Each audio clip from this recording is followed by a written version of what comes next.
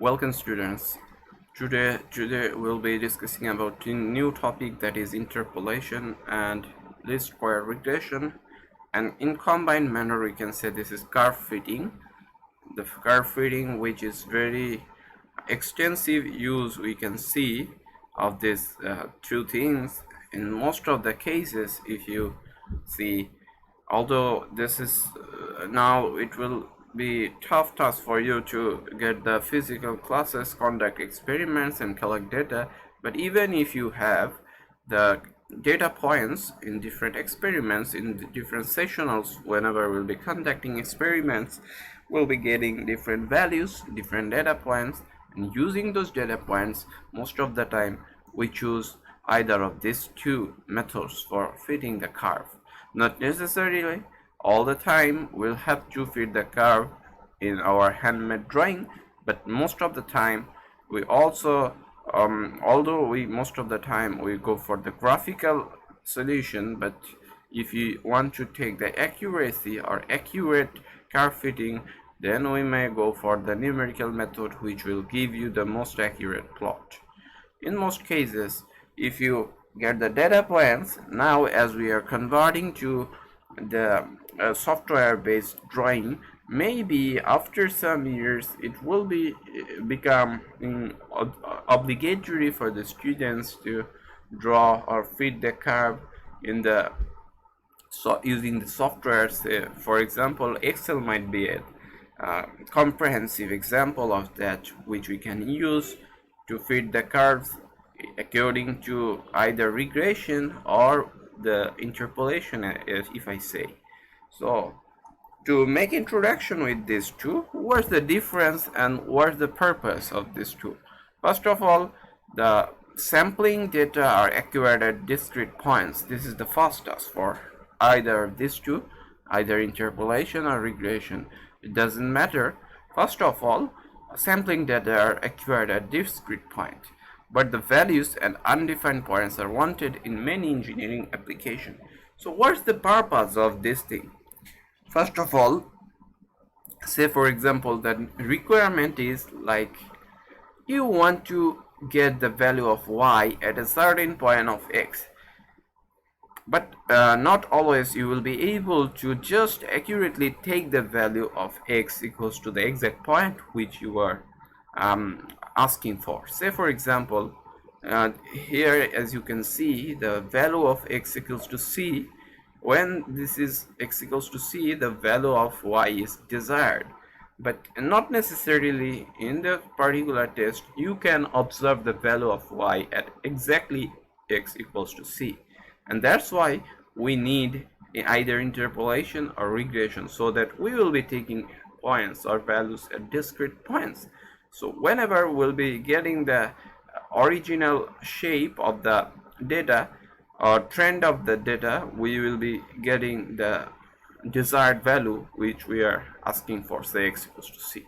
So as from this figure you can easily understand that if we plot this thing and draw a curve using this data point, then we'll be able to easily pick up the value of y at x equals to c. So for example, we are conducting experiments where you will be getting, say for example, I am giving example of material station. Whenever you will be trying to get the value cement, say for example you are trying to obtain the value of setting time using this graph. So you have conducted the experiment using cement. So penetration value, say for example you are trying to understand the penetration value at different times. So you know times. So exactly we don't know the time or the penetration value. Say for example, say we need to know the value of penetration. I'm just giving an example.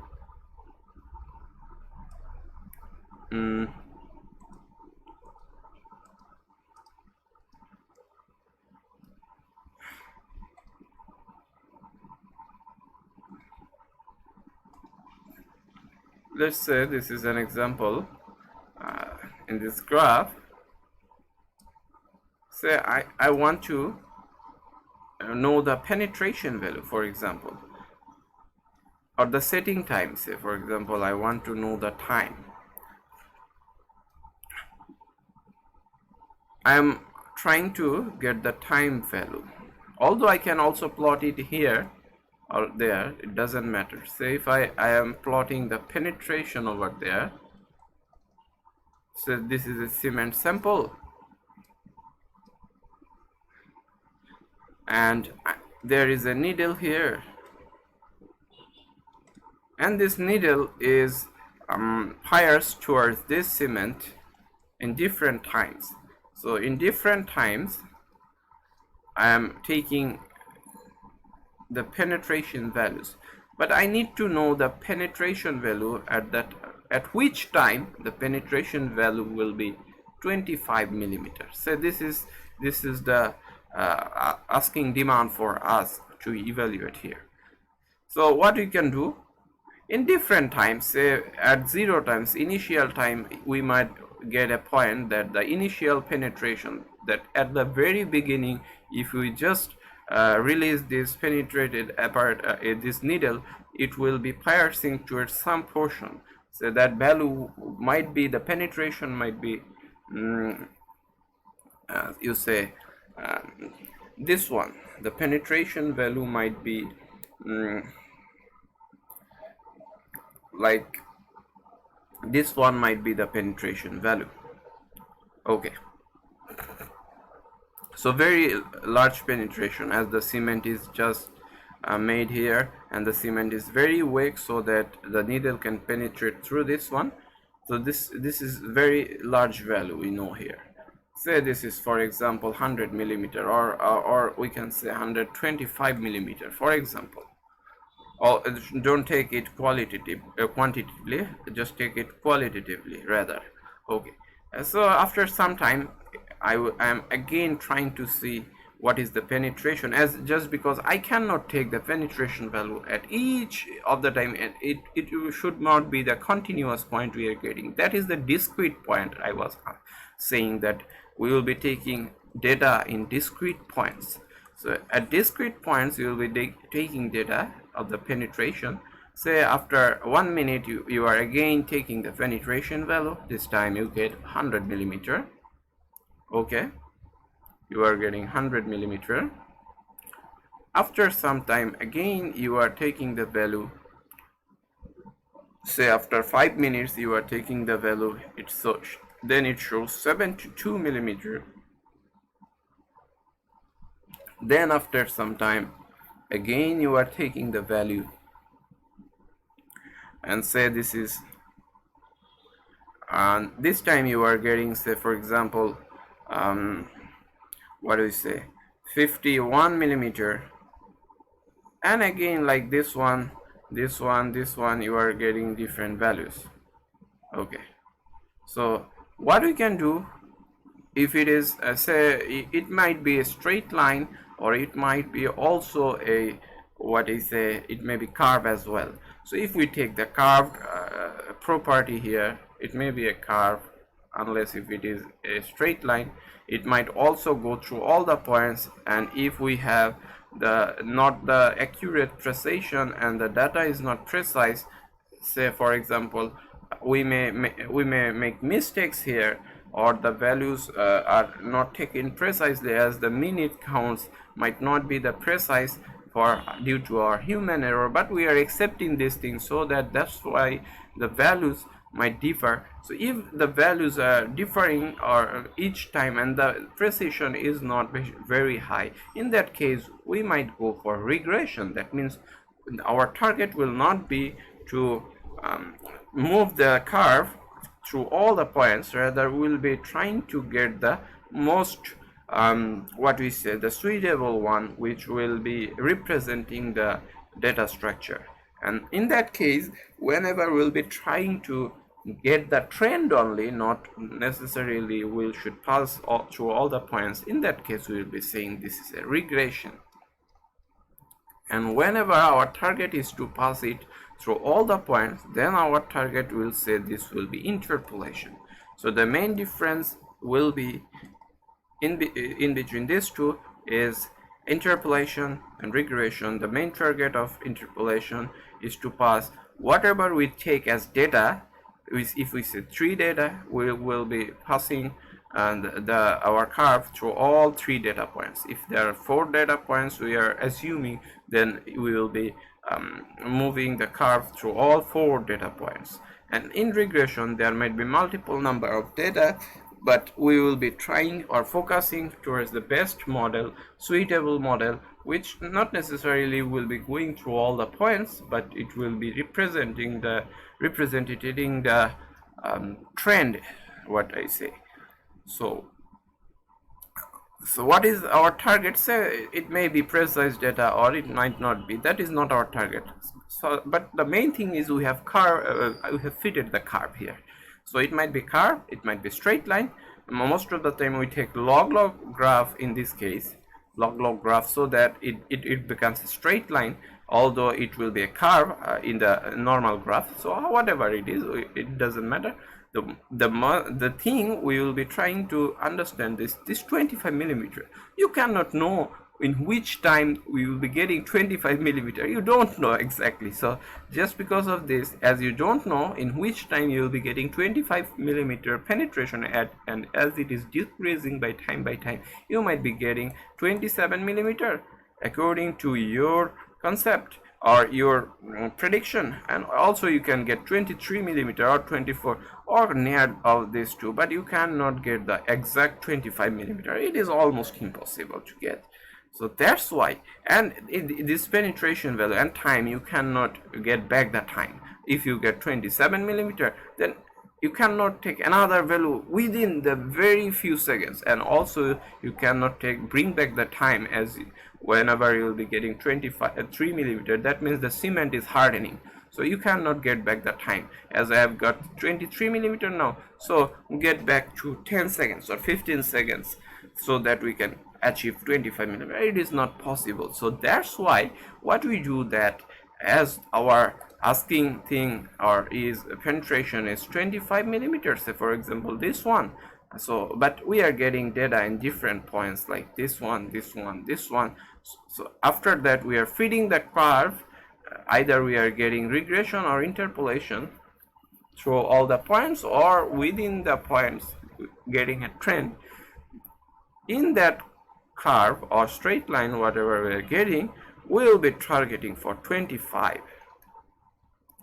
That 25 millimeter, the minute which will be indicated by this graph, that will be our answer.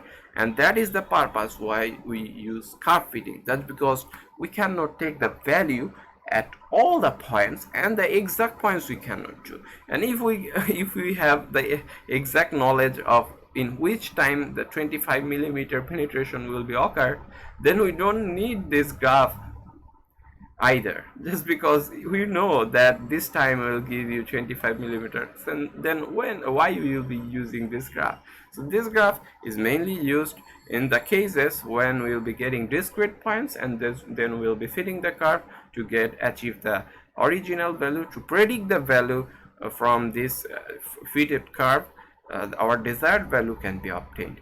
Why I am saying 25 millimeter is required for us, that is our purpose. Why we'll be needing 25 millimeter? Say for example, it might indicate that when the cement will become less workable, so we cannot work with the cement, so you must place the cement within the the desired place within this time. Say for example, this becomes 25 minutes, for example. So it will mean, and 25 millimeter penetration means it will become less workable, for example.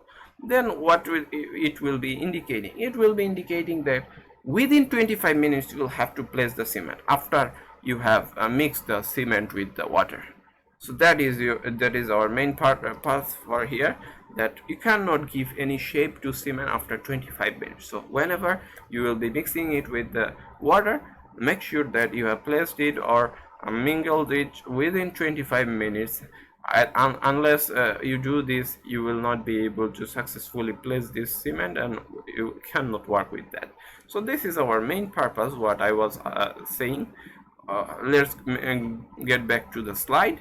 The slide says that interpolation is for very precise data, and you can see from this particular figure that the data point and the curve is going through all the points, as this is very precise data, so you cannot go beyond this data. And the example is density of water at different temperature. You know, this is very much important, and you cannot go or move away from the exact value this time. You cannot predict, or you cannot round up to a big assumption, you know. So the least square regression is for imprecise or noisy data, and the purpose is the trend analysis.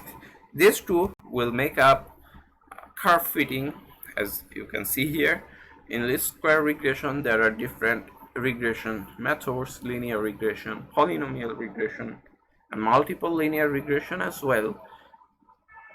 Interpolation will have different methods: Newton polynomial, Lagrange polynomial, spline interpolation, also the linear interpolation we can talk about, which is not mentioned here. Interpolation and linear regression. Least square regression visually sketch a line that conforms to the data.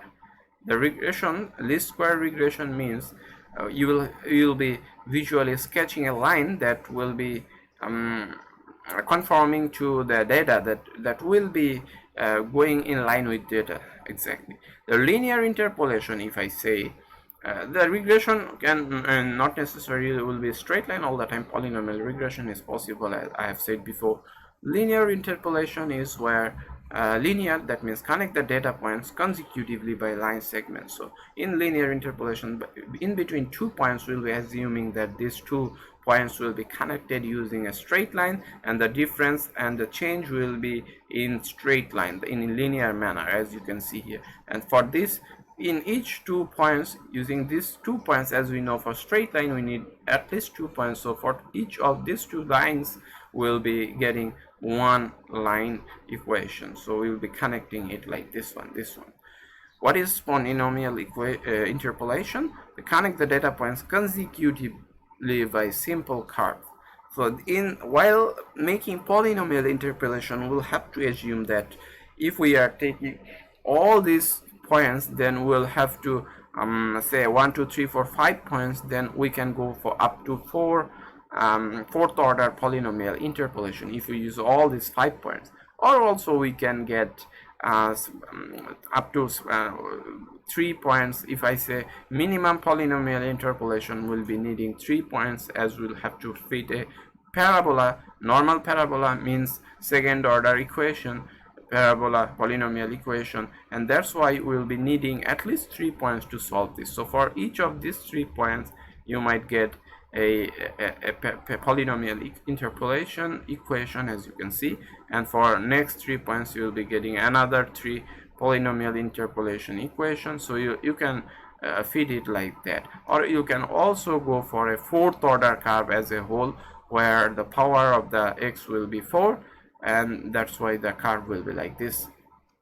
This is also possible. So the main thing in interpolation is the points we will be taking according to the power or order of the equation, or order of the polynomial we are asking for. Hopefully we'll be describing it when we'll be giving example. However, now we'll be first starting about regression, very simple problems, as you can if I give you example and you have worked out some examples regarding regression by this time, I think. So I don't think you will be facing complexities while understanding this thing.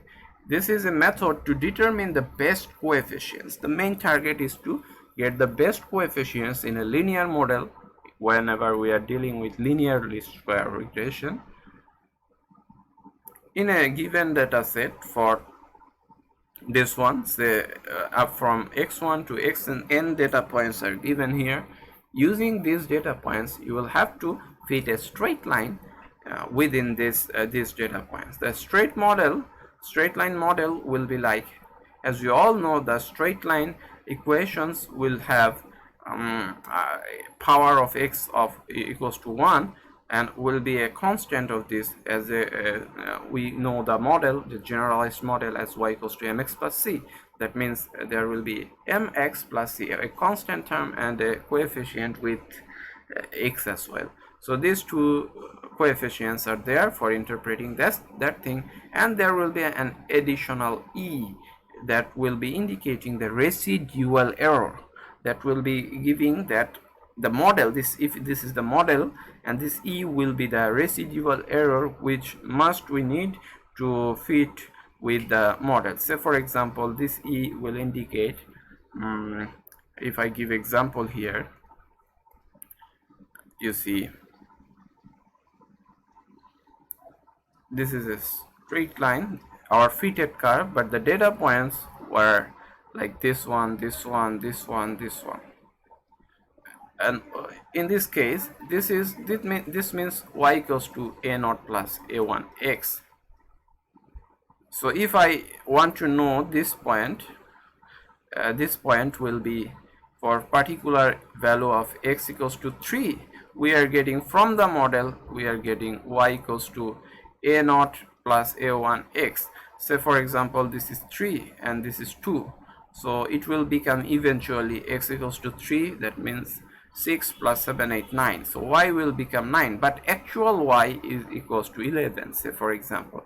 In that case, what we'll need to do, we need to add 2 to get the original value, and that's why this one will be the error, that is the difference between the original point and the predicted model point at a certain point. So this e will be the residual error which we need to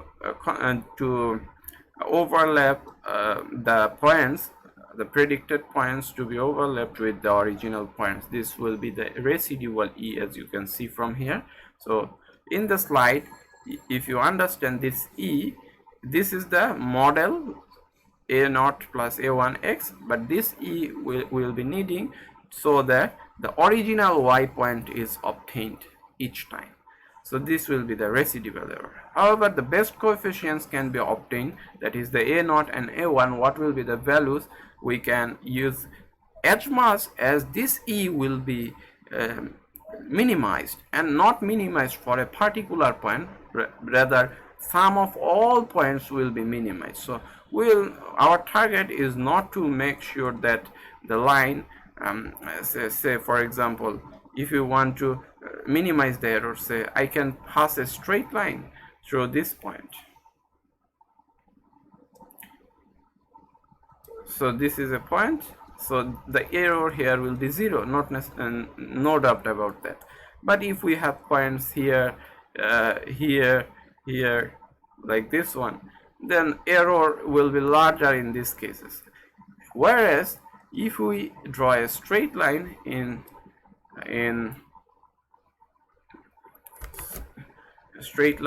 this direction, say for example, although it is not passing through this point, but the error will be at least less than the previous one. This one will be less than this one, you can say, although error here will not be 0. So what will be our target? Our target is not focusing on a particular point, rather will be focusing in all points. So we need to know the sum of e will be 0, that is sum of error in all points 0, and that straight line is our target. And that's why we are saying that the straight line, this SR, will be best fit coefficients will be obtained where sum of this e square will be minimum. And how we can get this e square? From this equation, e can be obtained, the e, this y means the original y means this points y, and minus if we use a naught and a1 x. So that means yi, as you can see here, yi, that means the actual points, minus a naught minus a1 x. That means this portion indicates the predicted y. This one is the original y, say this is 11, and this is predicted y 9. So this is one case, I equals to 1 to n, so n number of cases. So for all cases, 11 minus 9, say another will be original point is 9 and this one is 7, so 9 minus 7, another, this one might be 20 and this is 22, so 22 minus 20. So in these cases, why we are using square? Just because in some cases you might get the plus minus will become 0, but not necessarily plus minus is 0 is our target. Rather, our target is the value. We are not targeting the exact plus minus. If we get plus minus equals to 0, that might not indicate, that might divert you from the original concept. Rather, if we use squares, it will become that whether it is plus or whether it is minus, it doesn't matter, but the main thing is that the deviation is least. That's why we are going for the square values. So square of all this and sum of the squares will give you the minimum value of this one, for which a0 and a1, that is our main target in linear regression. So when this error will be becoming minimum, so how to calculate the minimum of this one? If we know this is an equation of E, and you need to know the value of a0 and a1 for which this e square, sum of e square, will become minimum, what you will do? What we will be doing? We will be simply, you know, that we do in these cases, we take the differentiations most of the time, and differentiation will be giving you the differentiation dy by dx, or d of this function by d of the variable, independent variable, equals to 0, will be giving you the minima or maxima, both cases. So as you will be, for this particular case, infinite value of error can be possible, or minimum error is also possible. So in this case, you will be only getting the minima values, not the maxima values. So that's why we'll not have to check whether dy by dx equals to 0 giving you the maximum value or minimum value, as you know that the maximum value will be infinite all the time. Rather, you will be getting the minimum value for dy by dx equals to 0 all the cases. So we can directly use the concept of dy by dx equals to 0, from where we'll be getting values, and that values will be indicating the values for which a1 of a0, for which the error will be least. And that's why we have made differentiation. And after differentiating, that is not our task for this syllabus. You can do differentiations and derive the theory, but that is not our task in this particular course. That's why we are just taking the value a1 and a0 as this one. And one thing you can see here, what we have done, that we will be differentiating this equation according to, or with respect to a0 one time and a1 the next time. That's why we will be getting two equations, and from those two equations we'll be getting these two values, and this two will be giving indication of the coefficients, which will be giving you the model, as you can see here. Say for example, it will be giving you a model, a straight line model, and the standard error estimate you can use this value SR and n minus 2. The standard error you can calculate from here. N is the number of data points you are using, and the SR is the fitted model. SR will give you the fitted model value. We'll be discussing about this thing, what is SR and what is ST. ST will be also facing. One thing you can see here, while calculating the value of a0, we are using a1. So a1 you can evaluate first, so that you can use this a1 value in this point to evaluate a0. Y bar and x bar are the mean values of y and x, as you have used the data points, n data points. So ST and SR will be discussing here. So if it is the if it is the scenario of the data points, as you can see the data points here, what we can do, one thing is we can simply take the mean values of all the data points. Say this is -9, this is -2, this is -5, this is 5, this is 2, this is 7. So different values are there. So what we can do, we can take the average value of this tree, as all of this is average value, might be 0 or 1 or maybe -1, whatever the value is, we are getting the value like x equals to 1 or x equals to 0 or x equals to -1, whatever the value is, the equation that is the mean line equation. that we are taking the mean value and we are drawing a straight line accordingly. We can do this thing whenever we will be taking the mean value and drawing a straight line using that mean value through that mean point. Then the spread of the data around the mean of the dependent data, then the sum of square of the residuals will be these values differences. Then we can say y bar minus yi minus y bar, that is different points minus mean points each of the time. Y bar will be remain constant throughout this calculation, and each time yi will be changed these values. So the differences, sum of square of these differences from I equals to 1 to n will be giving you the ST, that we are saying sum of squares of residuals between data points and the mean. And what is SR? What we have used in the previous equation, that what we have derived a straight line model. This model we have derived according to the least square regression. So then not necessarily all the time you will be deriving it according to that differential equation solution what we have got, a1 and a0. Not necessary. You can take any of the any model. So like this model, you may draw most of the time. What you do, you from your eye judgment you draw a best fit linear equation or straight line here.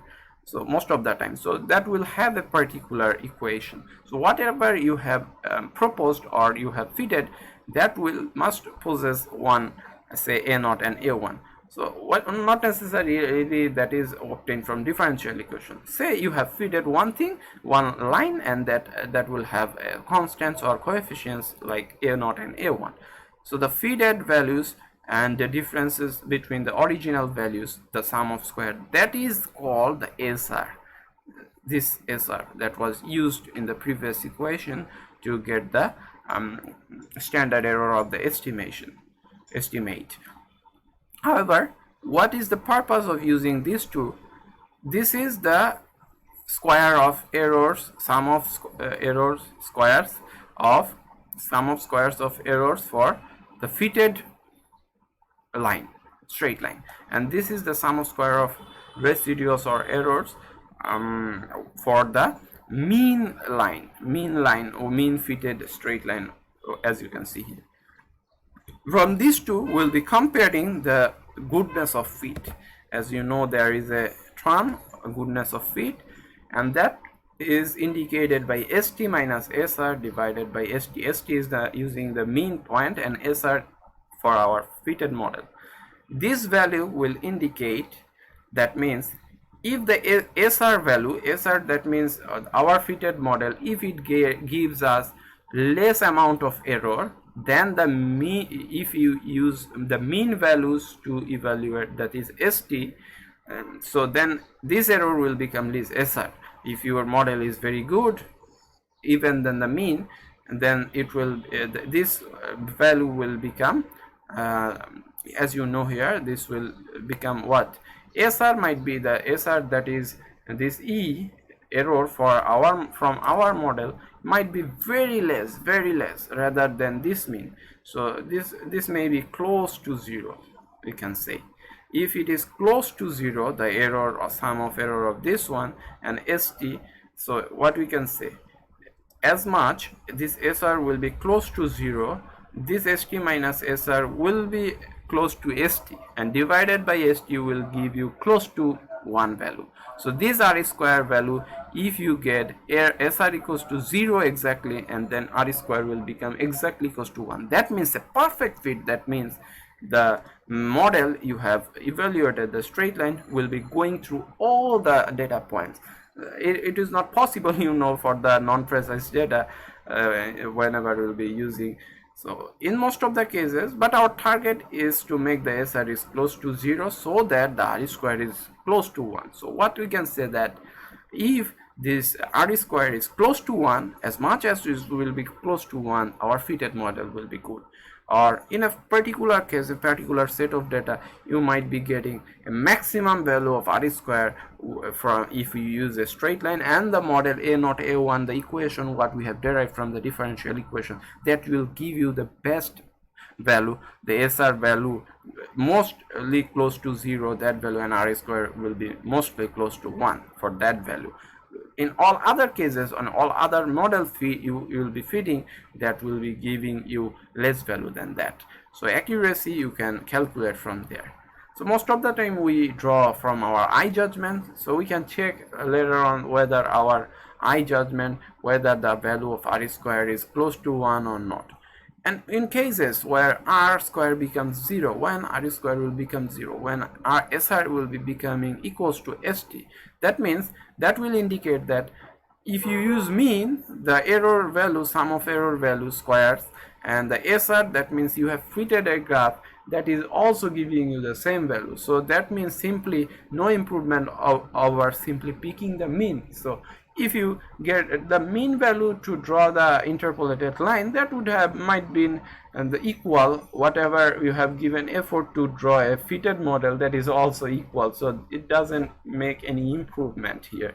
But if you see there, the r square is becoming negative in those cases, what will happen? The mean value ST is better, the error is least, if error is less than, at least less than the SR value. The fitted model you have plotted, that will be giving you the value of error larger than the simply taking the mean. So in that case, we can say it might be better to take the mean value either instead of SR, that is the fitted model. So you don't have to fit the model, whatever you have fitted is not suitable, rather it is worse than the simply picking the mean, and that is the indication here. So however, in our cases, if we might ask you to evaluate the value of r square, you will have to do what we'll have to do in cases you will be evaluating the sum of this one, and also you will be getting the sum of this one from the data. Then you will be able to calculate the value of r square as well. So now there is a problem using the straight line regression. We'll be solving this problem now. We have data for different points, 2014 to 2018. As you can see, you will be using this model to estimate sales in 2030. That will be our task here. So better we'll be starting the problem. The solution will be starting from here.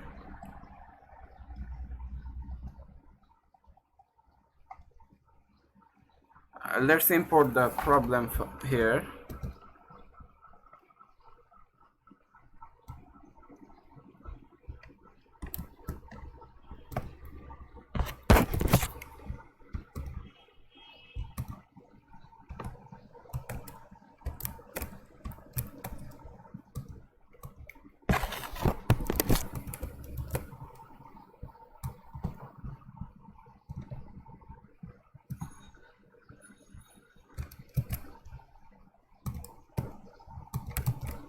So we have imported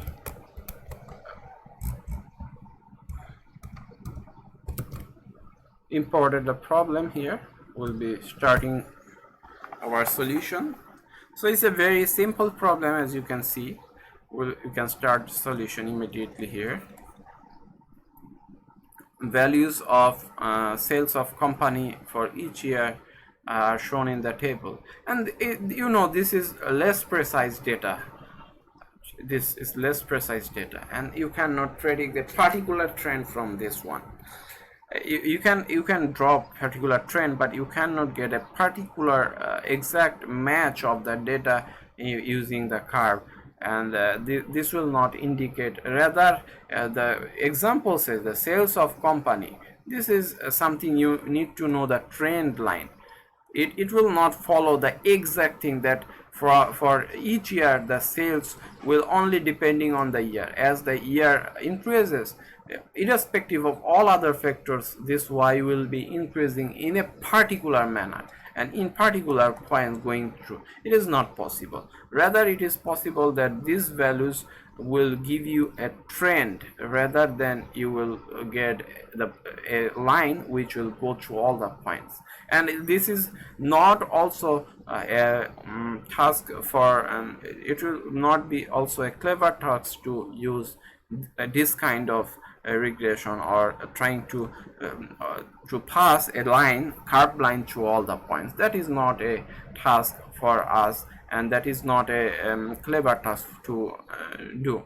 So that's why we will be trying to take a trend line, and that is also it is asking here that find the least square y equals to ax plus b. That is a straight line equation we'll have to plot and use the model to estimate sales in 2030. So from this trend, what we can conclude, that is our prediction, that is from the regression which we'll be getting. So as we are asked to draw using y equals to ax plus b, obviously it will be regression. As it is said, least square y equals to ax plus b will have to calculate. So now this x is independent variable and y is the dependent variable. In $1 million USD, it is given here for each year.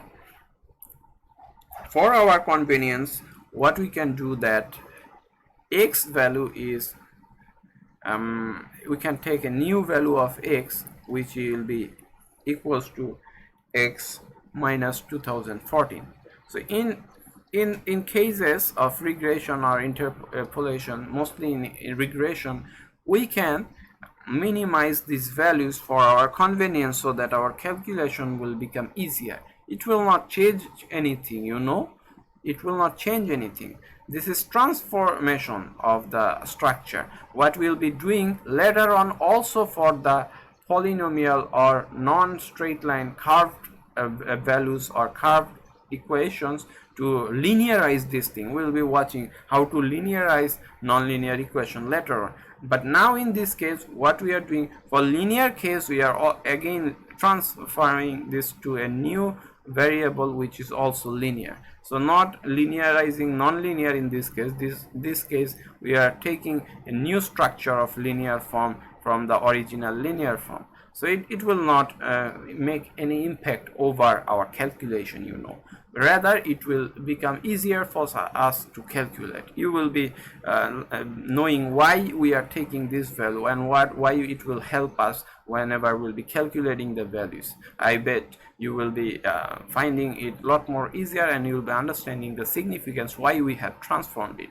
The same case, you might ask, don't we cannot we use this value? Yes, obviously you can use x equals to 2014. The student will be using x equals to 2014 or 15 to calculate, will get the same mark as we will be taking this value. But the student will be taking this value will find it a lot more difficult, and he might need 30 minutes, whereas the other students will be taking this capital X will be needing only 15 minutes to solve the problem, just because of the complexity is arising from the calculations with larger values. So let's start this thing. So if x equals to x minus 2014, then the values will be becoming like 0, 1, 2, 3, 4. Okay, so what we'll be needing, we need to know the equations also. If we get back to the review, these formulas you will have to remember here. What I am showing, that is these formulas you will have to remember, memorize these things while in your exam, so that you can apply this thing. So we need what you see from here. We need individually x. Sum of x will be obtained when all the x values are plotted in different rows in a column. Y values will be plotted in a particular column. X square values will be taken. Then sum of x y, that is x multiplied by y values, will be taken, and finally we can achieve the values of a1 and a0 after we take the sum values from this. So we need these values, and so we need to draw the table here. We'll be drawing table.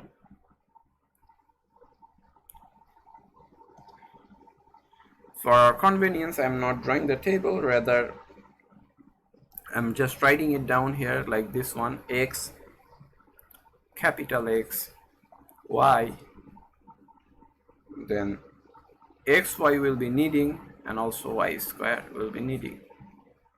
Sorry, x square will be needing from the equation. So now our task is to reform the equation. As we have seen, the equation will not be like ax plus b anymore, rather it will become y equals to ax, sorry, there will no capital Y, as we haven't changed the y values. We don't need to change y values. You see here y values, we might keep this value like this one. It will not make any complexities, I hope. But you can also change. It doesn't matter whether you change it or not. If you change it, you can use capital Y to reform y minus something. However, so and it is not necessary that you must take x minus 2014 all the time. You might take x minus 2016. In those cases, it might become minus to this 2014. So whatever you take, it doesn't matter, but the data will give you the original value regression answer all the same. So that's why this will become y equals to a, we can say, if it is y equals to ax plus b, then we will be getting y equals to, say, a new values. So we can say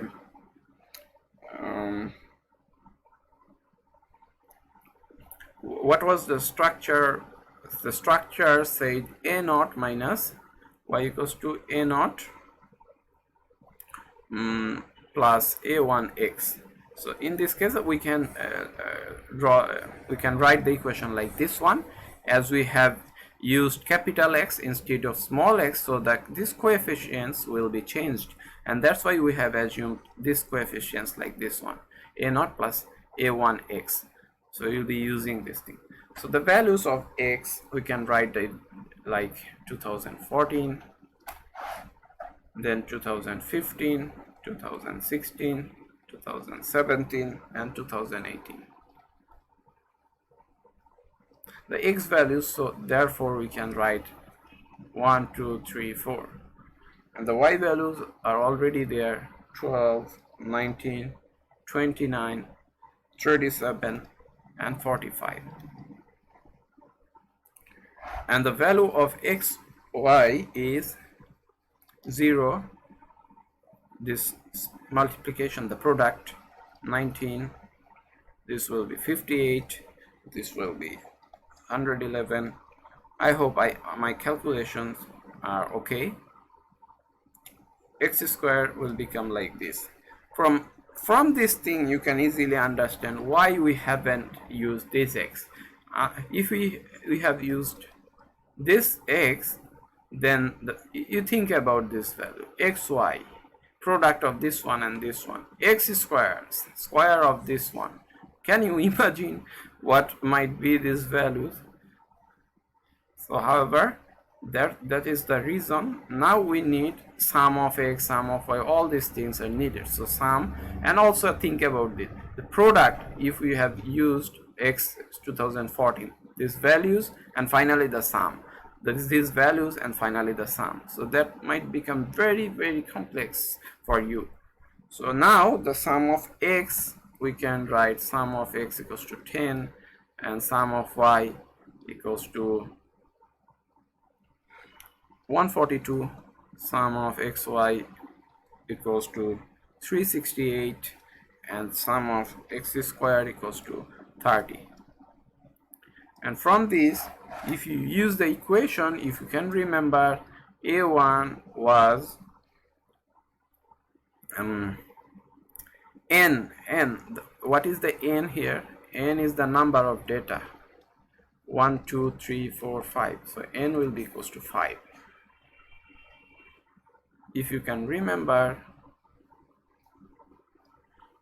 it was n multiplied by sum of xy minus sum of x multiplied by sum of y, n sum of x square minus sum of x whole square. Sorry, sum of sum of x square, that is this one, and sum of x means this sum of x whole square.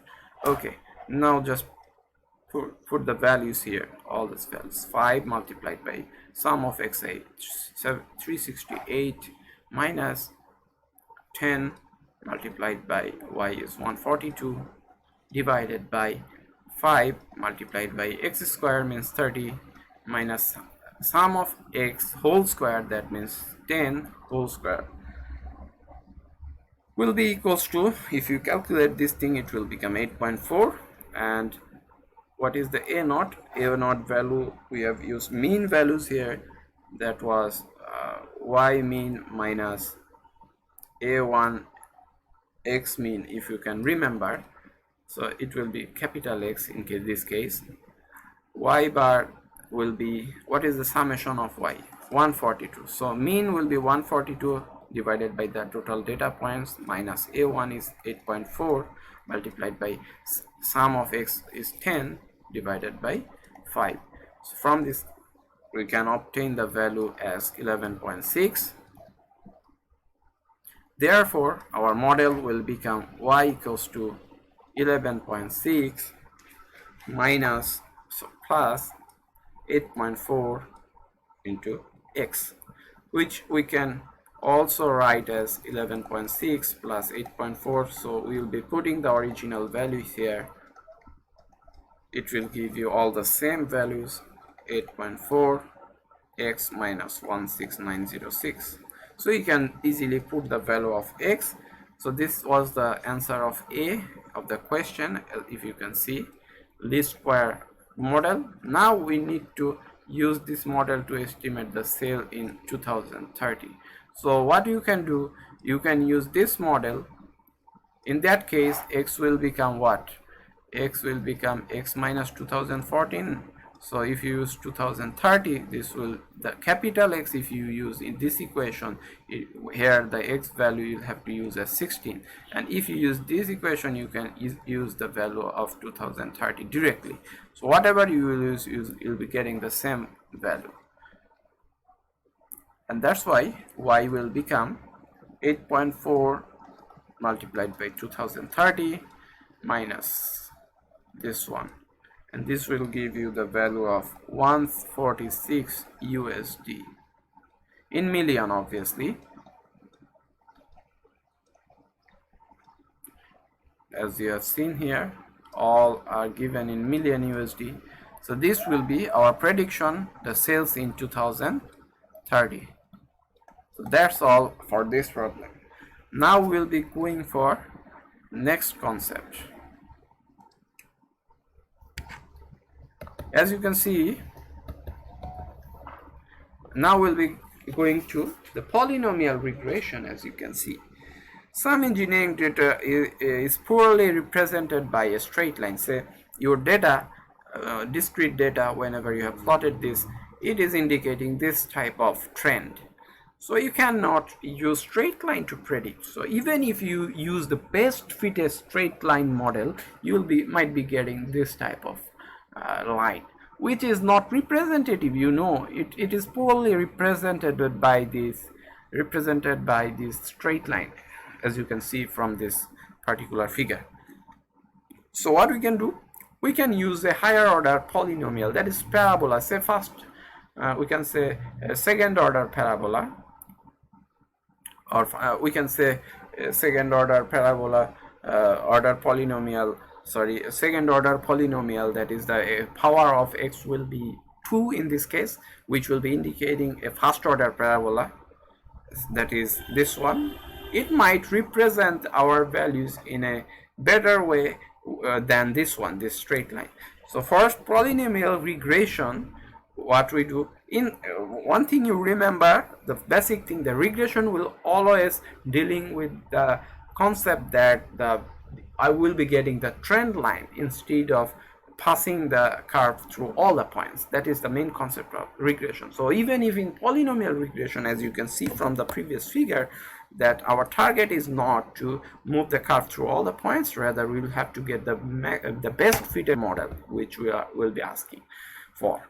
So that's why the polynomial regression, the same issue, same concept will have to apply. That in this case, the residual error, sum of residual errors can be interpreted through this one, where we have used the equation of parabola instead of straight line. As you can see, this yi is the original values of y, and this is the model a0 minus a. The original model is a0 plus a1x plus a2x squared. This is the model of second order polynomial, that is the parabola.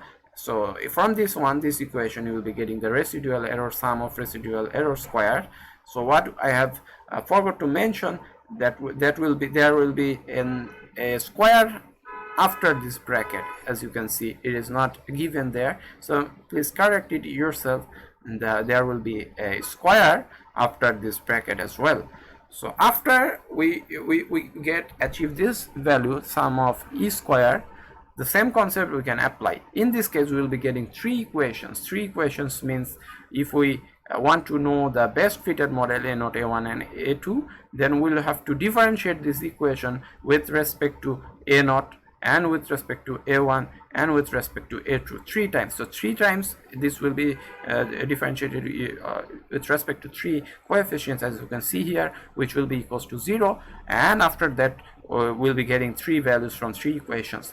And in this case, for simplicity, we have shown here after the differentiation equals to 0 is given, three equations will be obtained. Those three equations will follow this pattern, what we have shown in matrix form. That will be the pattern of the equation. So whenever you will be differentiating it with respect to a0, the value will be getting is like that. First equation, you might be getting n a0 plus sum of xi a1 sum of xy square into a2 will be equals to sum of yi. That might be the first equation whenever you have applied the derivative with respect to a0, say for example. Then we'll be getting this one. For with respect to a1, differentiation equals to 0 will give you this equation. The second one, the third one might be we have obtained from the third a2. With respect to a2 derivation, we have obtained the latter equation. So why we have used this matrix format? Just because instead of using the formula what we have used it for the linear regression, rather we have focused on this matrix, just because it will be easier for you to solve. In matrix format, you can solve it using your calculator. You can solve it using your calculator for equations, using equation solver. There is equation solver mode, as you know. So that's why I have provided it with this matrix form, so that you can easily calculate these things for three variables a0, a1 and a2. These values will be obtained, which will be the best fitted polynomial, second order polynomial for a particular data set. What is n, what is x, what sum of xi, all these things you know. There is a easier way for you to remember this thing. You see here, n sum of xi, sum of xi square. These two will be imported here, and one power will be added. Last, these two will be imported in this first two, x square and x cube, and one will be added, x to the power 4, sum of xi to the power 4 here. So there is an easy way for you to remember this thing. And also this one, sum of y first, then sum of xi yi, then sum of xi square yi. So each time xi is added in the product, as you can see here in the right side of the equations. So you can use this one to solve this, and you can use the Gaussian elimination also, as I have written. Also you can use the equation solver mode from your calculator. That is also possible. Not necessarily you will have to use the Gaussian elimination here, but why we have we have taught you the techniques of regression here like this. We might have said that you are conducting experiments in your sessionals, so you can easily draw an from your eye judgment. So why we are going for these calculations? Do you know why we are going for this calculation? Just because you know from your eye judgment, okay, this is the values, it might be the equations, this might be the straight line. In your sessionals as well, we'll be giving you the mark from your eye judgment in most of the cases whenever you'll be conducting the sessional. But why we are teaching you these things in numerical method? Just because whenever you will be teaching your computer to plot the best fitted curve, how it will plot, whether it will be searching from its eye judgment, what is the eye judgment of computer. So that's why we are teaching you the procedure, all these equation solver, the matrix form, these things, and I am asking about the Gauss elimination just because I am trying to relate these things as so that you can use this applying it over computer programming. Just because computer knows the numerical techniques, so you can introduce it in your computer programming. Gaussian elimination is already introduced within the computer programming. So after that, the regression concept, you can also apply this in the computer technique, so that the equation what will be getting the y value, sorry, different coefficient values, the matrix form to solve a0, a1, a2, and after that these three values from the model what will be first defining. According to that model, it will be plotting this line in the computer, and that line computer will not draw from his eye judgment, rather it will be using this one, this matrix format. So that's why I am teaching you these methods, and always trying to direct towards the computer programming techniques, as we this particular course is dedicated for the computer programming, in particular the numerical method. However, you can solve this from matrix solver or equation solver to get the values in your exam as well. So after that, you can say this is the two-dimensional case, can easily extend it to mth order polynomial as well. So in some cases, the second order polynomial might not be enough. In those cases, we might go for higher order polynomial as well. So in those cases, you will be getting equations like this, and then the similar procedure will have to apply, that sum of e square you will be getting like this. And now I am asking, can you formulate the matrix to determine the coefficient? Well, all these things you will have to propose to your computer so that it can solve it easily. So the equation solver we can also use. We'll be watching how to solve these problems using computer. You know this problem, what does this problem indicate? This problem simply indicate a roots of equation problem. So we need to calculate the root. If I will be learning how to calculate the roots of equation in the next class possibly. So these equations you can also solve using numerical methods. So don't worry about that. All these things you can teach your computer how to solve this, and we'll be learning that. But in your exam, for the theoretical portion, we might not be going beyond the second order polynomial, just because in your exam you will have to use your calculator only. So that's why I will not be giving you third order polynomial to solve for this particular regression. But for interpolation, we will be going for the higher order. What is it will be discussed just after this topic today. However, this is the polynomial regression concept all we have used here. So the second order polynomial, you will have to learn these formulas what we have shown here. Using these formulas, you will have to solve this. I'm not going for the solution for this particular problem, but I am just directing you this. The home size there, it will be the variable x, and this kilowatt per hours per month, this unit of electricity consumption, it might be used as y. So it says that using second order polynomial regression, find out the equation of the parabola. So in this case, the pattern itself, it might say that it will be better for you to use the second order polynomial regression, but how to calculate this thing? One thing I have forgot to say, in the last problem of the linear regression what we have solved, I might ask you to calculate the value of r square as well. In that case, r square, how will be calculating? You will be taking the mean value, as you know, yi minus y bar whole square, sum of that value you will also have to take, and simply you can get the value of r square, sum of residue. Value of r square you will be obtaining, goodness of fit that we learned about before. So now this one, how to solve this? This is x and this is y, and you will have to plot a polynomial regression, second order polynomial regression equation will have to solve. What you can do, one thing, you can take all these values as is shown, and also you can take the value of reformed x. Capital X might be small x minus 1290, that will make you easy to calculate. Also you can take capital Y, which will be equals to small y minus 1182, for example.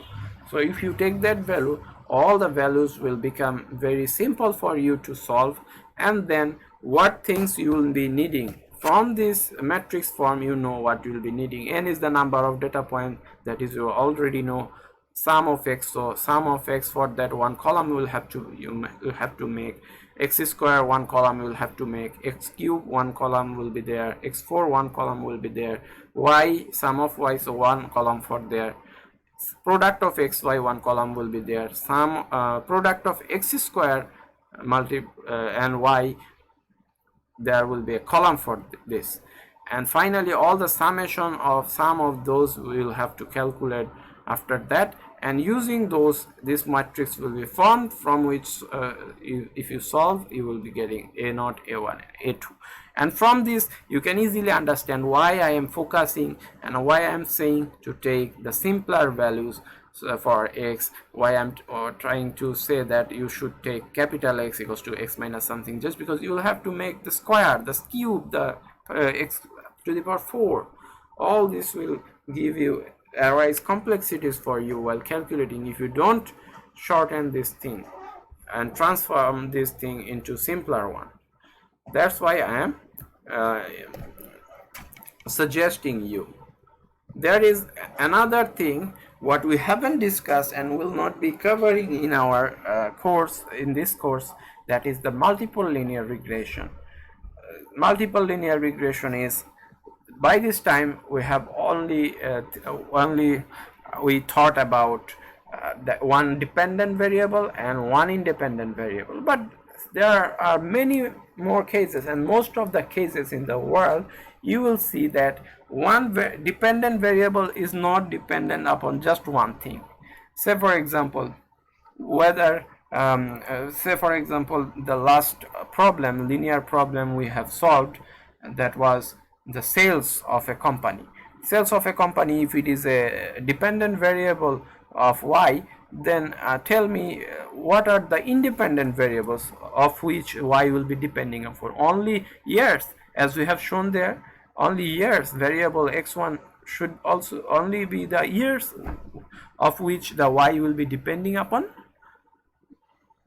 No, the sales is not only dependent upon year, but also the population, number of say for example number of your shops, number of your branches of this particular, or maybe the technological uses, whether it increased or not. So different variables might be there, so you cannot use just one variable to predict the year. That's why what we can do, the multiple linear regression, which will give you an indication. One constant value will be there obviously, but the different independent variables, say year, technological advancement, the population, all these things will be differently coefficients will be added in a combined manner to predict the y. That will give you more accurate prediction of y.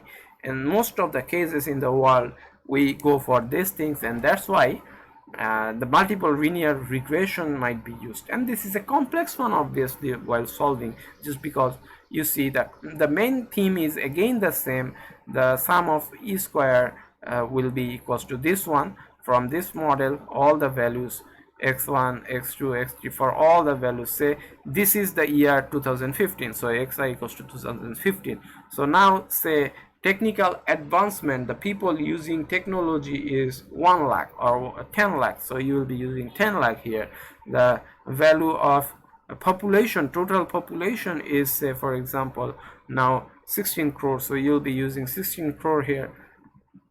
A number of branches, there might be another variable. Now 10 branches are throughout the country, so you'll be using 10. So for different values, different coefficients, that means weightage of that for contributing to y. So all those values will be taken for a best fit model. In this case, that will be called multiple linear regression, and that will be obviously a complex one, but the concept I have shown you, which might aid you whenever you will be conducting your research in the final year. So this multiple linear regression concept, you should also learn about this thing. Although I will not be discussing, I will not be giving you any question math problems regarding this, but think about this. This is also the case what we should use in different for solving different cases. Now we see the nonlinear relationship as well. By this time we have only seen the relationships like y equals to mx plus c, that is the straight line, or y equals to a naught plus a1x plus a2x squared, that is the polynomial, or up to m, that will be the mth order polynomial, we have also seen here. But now we are also dealing with nonlinear relationship. Not necessarily the equation will be only proportional to the first order or second order, that is polynomial or straight line. Also the format might be in this manner, as you can see here, y equals to a1 or alpha 1, the coefficient, multiplied by e to the power b1x, that is the exponential function, as you can see here. Also you can see the power, excess power is beta 2, that is also possible. The power we have also talked about this one. The power of x might be b2. This is a power, although this is something which is relevant to the polynomial also, but forget about this thing. Think about this one. This one says that e to the power beta 1 x is in this portion within the power. So this is a function.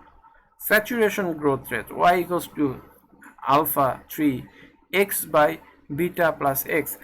All these are nonlinear relationships, as you can see from your this particular slide, that all these equations are in nonlinear relationships. So how to solve these things, that is another question. So just because all the problems will not be getting the problems like as we have shown example before, some problems might be like this one as well. In those cases, what we do, we will have to linearize the nonlinear relationship. There are some techniques. Say we'll be linearizing this nonlinear relationship, like we'll be assuming a capital Y which is equals to ln y. So we'll be taking ln in both sides, so that this will become like this, and then we can say capital Y equals to ln y. Ln alpha 1 is again another constant, so we can say this as capital A, another constant, plus beta 1 as it is in constant form, and x, it becomes linearized. So simply you can say capital Y is equals to mx plus c. So this is another straight line equation. So you can apply the linear interpolation, linear regression equation concept here to solve this for you after you have linearized this thing. So I can give you a problem like this where the predicted model is like this one, then you'll have to linearize this thing like that. Also in the power cases, if I say the value is predicted like y equals to alpha 2 x to the power beta 2, what you can do, you can use the concept of second order polynomial when the value of there will be two other constant terms, but that is not possible here. As I have said, the power is alpha 2 x to the power beta 2, so the other constants will be 0 here, and only x to the power, not necessary that will be 2, that might be 1.5, that might be 0.5, that might be 3, that might be 4, that might be 4.5, and that might be -4, whatever it is, there is a power there. So what you can do, you can simply, you cannot use the polynomial matrix format equation here, as you don't have the x power is 2 and x power 1 and some constant added with that. That's why you cannot use that concept for this particular problem. In this case as well, that's why you will have to use log. As for exponential, you have used ln, so that the e will be cancelled out. In this case, what you can use log. We can also use ln in this case as well, just because there is no base of log for which it might change. You can use ln, you can use log, whatever you use, and other base for log you can use for this particular problem. So better if you use log 10 y, it will not matter. If you use different values, whatever you use, it doesn't matter, the final result will be always the same. However, the y will be equals to this one. You can linearize it this as it is shown here. So you can say this is log y, that will be capital Y, which will equals to one constant a plus beta 2 log x. This you can assume this one as capital X. So this will again become y equals to mx plus c. The first linear regression concept will be applied here. The final one, as you can see as well, what we can do, we can make it the inverse, 1 by y equals to 1 by this plus 1 by x. So after that, you can assume 1 by y equals to capital Y and 1 by x equals to capital X. So it will again eventually become y equals to mx plus c. So you can again linearize and use the linear model. Just the change thing is that first of all you will have to linearize this thing, then after you will have to proceed. So linearizing means this might be the exponential equation. After you linearize this thing, ln y versus x, the graph will be like this one. This one will become this one, log x log y, and this one will become like this one. So all these things have become straight lines, so that our calculation will become easier, and also in our practical life as well. So whenever log x is there, it will give a straight line. That's why we use log paper for drawing this thing, or for drawing this thing you might be getting semi-log paper or semi-lawn paper are available to you as well. So these things you can apply. However, so these are all about regression. I will not be discussing anything more about regression. Now we'll be moving to a new topic, that is the interpolation. About interpolation, it says estimating intermediate values between the precise data points. So precision is the first thing, as we have said.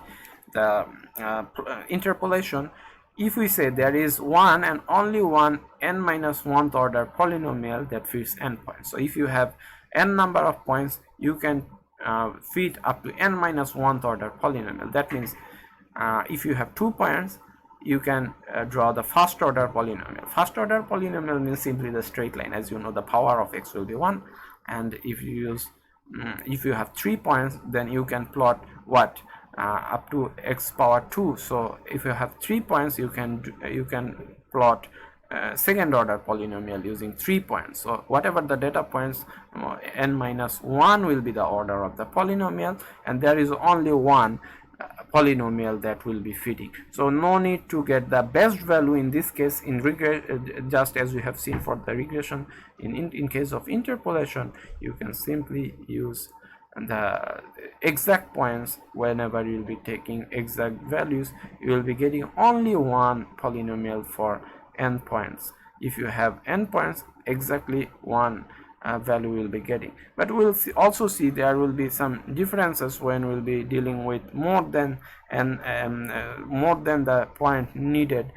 We have the data more than the point needed for our particular polynomial. How to deal with that we will also see here as well with examples. There is a Newton's interpolating polynomial. So better, before we discuss this thing, we will be giving you an example which will make clarify to you about the interpolation. Better we go for a problem first, which will giving us an easy indication about this fact.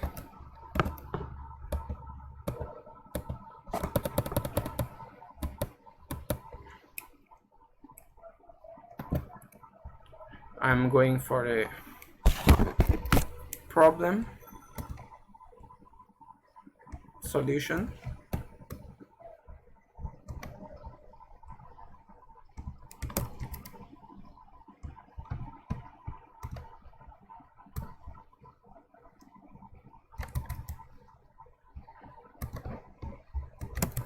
Well, this one is the problem. As you can see, we'll be solving this using interpolation from our already made concept. What we know, we'll be using that concept as well to see about to learn something about interpolation in details. In this case, data of speed, as you can see, of vehicle with respect to time seconds are shown in the table. For time 0, speed 0, for time 60, speed is this one. So I will be using different interpolation methods for estimation. First one is the graphical interpolation. Graphical interpolation is the first one which we can use here. So graphical interpolation, if we use,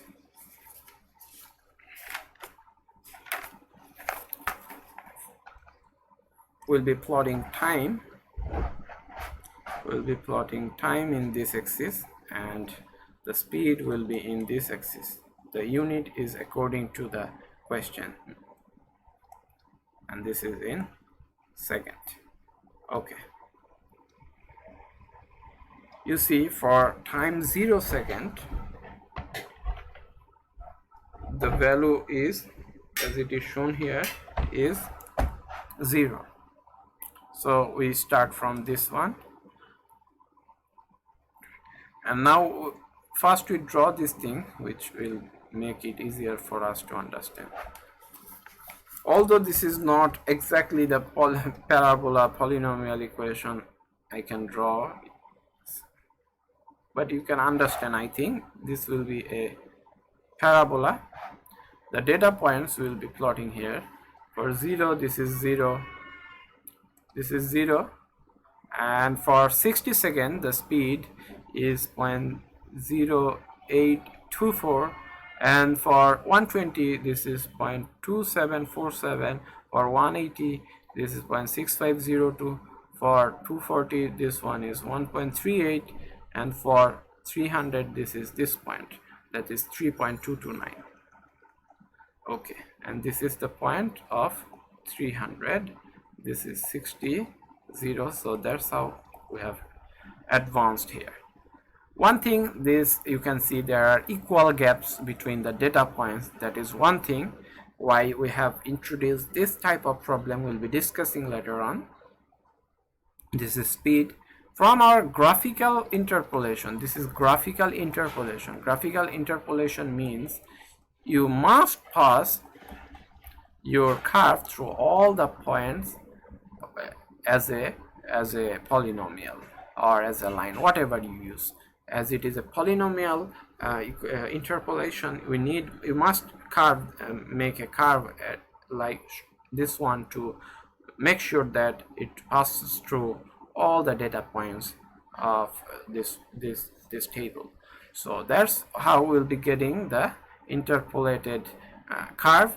Now what is the estimation we'll have to do, that is t equals to 150. So this is 120, this will be 180, this is say 120 indicates 0.2747, and this one 180 says 0.6502. So if I ask for 150 from our graph, if my hand calculation gives the solution, say this one, this will become, say for example, from my eye judgment, the graphical solution will be always dealing with the eye judgment. So I have found this as 0.45. So 0.45 meter per second will be the value of speed at time equals to 150 second. This is my graphical interpolation result. Now come to the straight line. Different interpolation methods will be using. So whenever you will be using the straight line interpolation, so what we'll be doing? In interpolation, you cannot pass the line out of any data point. So in this case, whenever you will be using straight line, you must need 2 points, and as we know, we will be needing 2 points. We will be targeting the points which for which the 150 will become in between of those points. So we'll be targeting this point and this point. So now we'll be assuming this as a straight line. So from this point to this point, you'll be assuming as a straight line, and this straight line will be using these 2 data points. And this linear interpolation is already done by you in many cases, so I am not going for further details.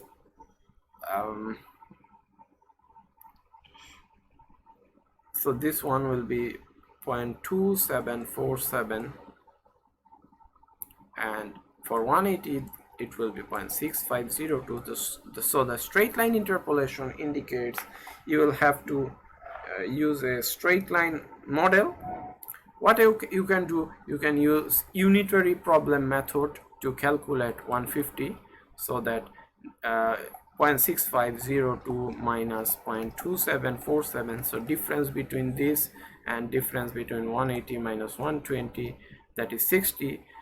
So unit increment will give this result. So for we'll be getting the value for 30 increment, and we'll be adding this with 120 value, that is 0.2747. So this is for 120, and for 30 increment, this increment will be there, so the total value will be indicating the value for t equals to 150. This is one method. Or you can also plot a straight line equation first, like y minus y1, y minus 1 minus y2. Also you can write x minus x1, x1 minus x2, where x1, x2 points, this one is x1, y1, x2, y2. These points you can also use here to get an equation of y equals to mx plus c, something like this equation you will be getting, where you will be plotting the value of x, that is t equals to 150, then you will be automatically getting the value of y as well. It will give you the same value as this one, the same thing. So the value which we'll be obtaining using straight line equation, that will be the speed value, will be for t equals to 150 seconds. The straight line interpolation will be giving you a value of 4624 meter per second, which is obviously different from our graphical result what we have obtained. This was 4.45, and we'll be getting 0.4624 meter per second from our straight line equation. Now we come for polynomial. In polynomial, if I say second order polynomial, second order polynomial means first order parabola.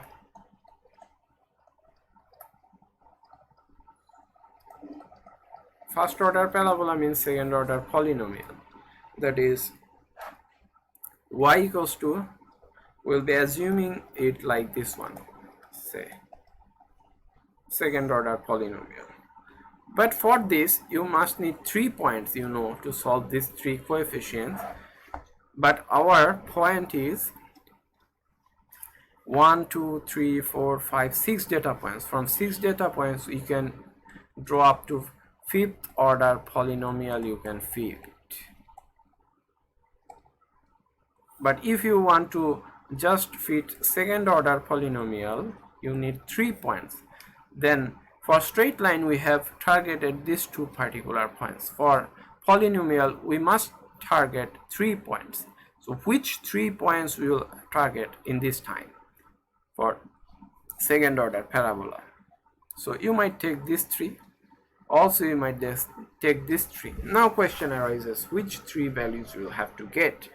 One thing I have said before discussing, that exactly one thing, for n number of data there will be only one n minus 1th order polynomial.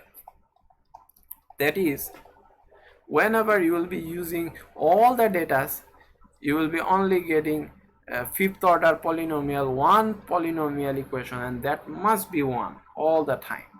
But in case of lower order polynomial, you might get multiple values. So just depending upon, if you try to take this trend, why we have taken these 2 points as trend of interpolation for the linear, just because we want 150, and as it is in between these 2, it will give the best value, we hope.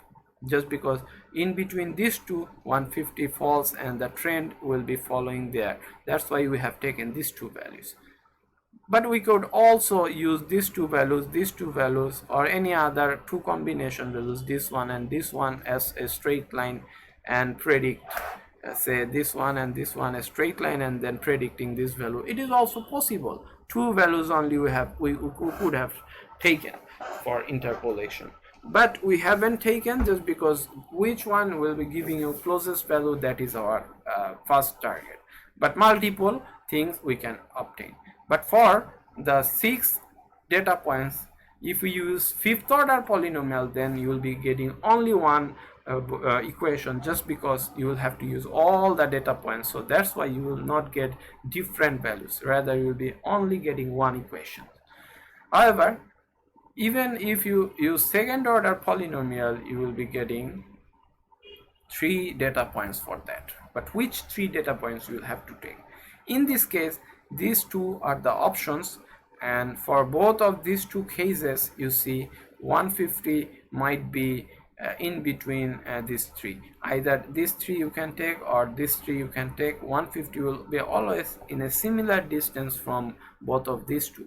In these cases, what you can do, in these cases where the equal gap is you see, there was no doubt about that. If it were like 140, then we don't have any doubt that we must use these 3 values, so which will be giving you the most accurate value, just because 140 is close to 60 rather than 240. But 150 is a middle value between 60 and 240. Even in this case, now we'll have to choose any one, just because this 150 is equal distance from both of these 2. So for particularly 150 in interpolation, you can use either this one or this one if you use second order polynomial. So this is your choice. So let's use, I am using here 60, 120 and 180. It's up to your choice when it is 150, but I have given example. If it were 140, you must have used 60, 120, 180. However, this 3 value 60 will be using, so that's why how it will be solving this. Say y value 0.0824 equals to a, x means 60 square for 60 plus c. This is equation number 1. Then equation number 2 will be 2747 a multiplied by 120 square plus b multiplied by 120 plus c accordingly. And this one will be like this. And from your calculator equation solving mode, you can use this one. This 3 can be solved. Also you can use Gaussian elimination, no problem about this one. So using your calculator, you can easily obtain the values. The values we'll be getting is a will be equals to 2.544 minus 10 to the power minus 5, b will be equals to minus 1.375 multiplied by 10 to the power minus 3, and c will be equals to 0.0733.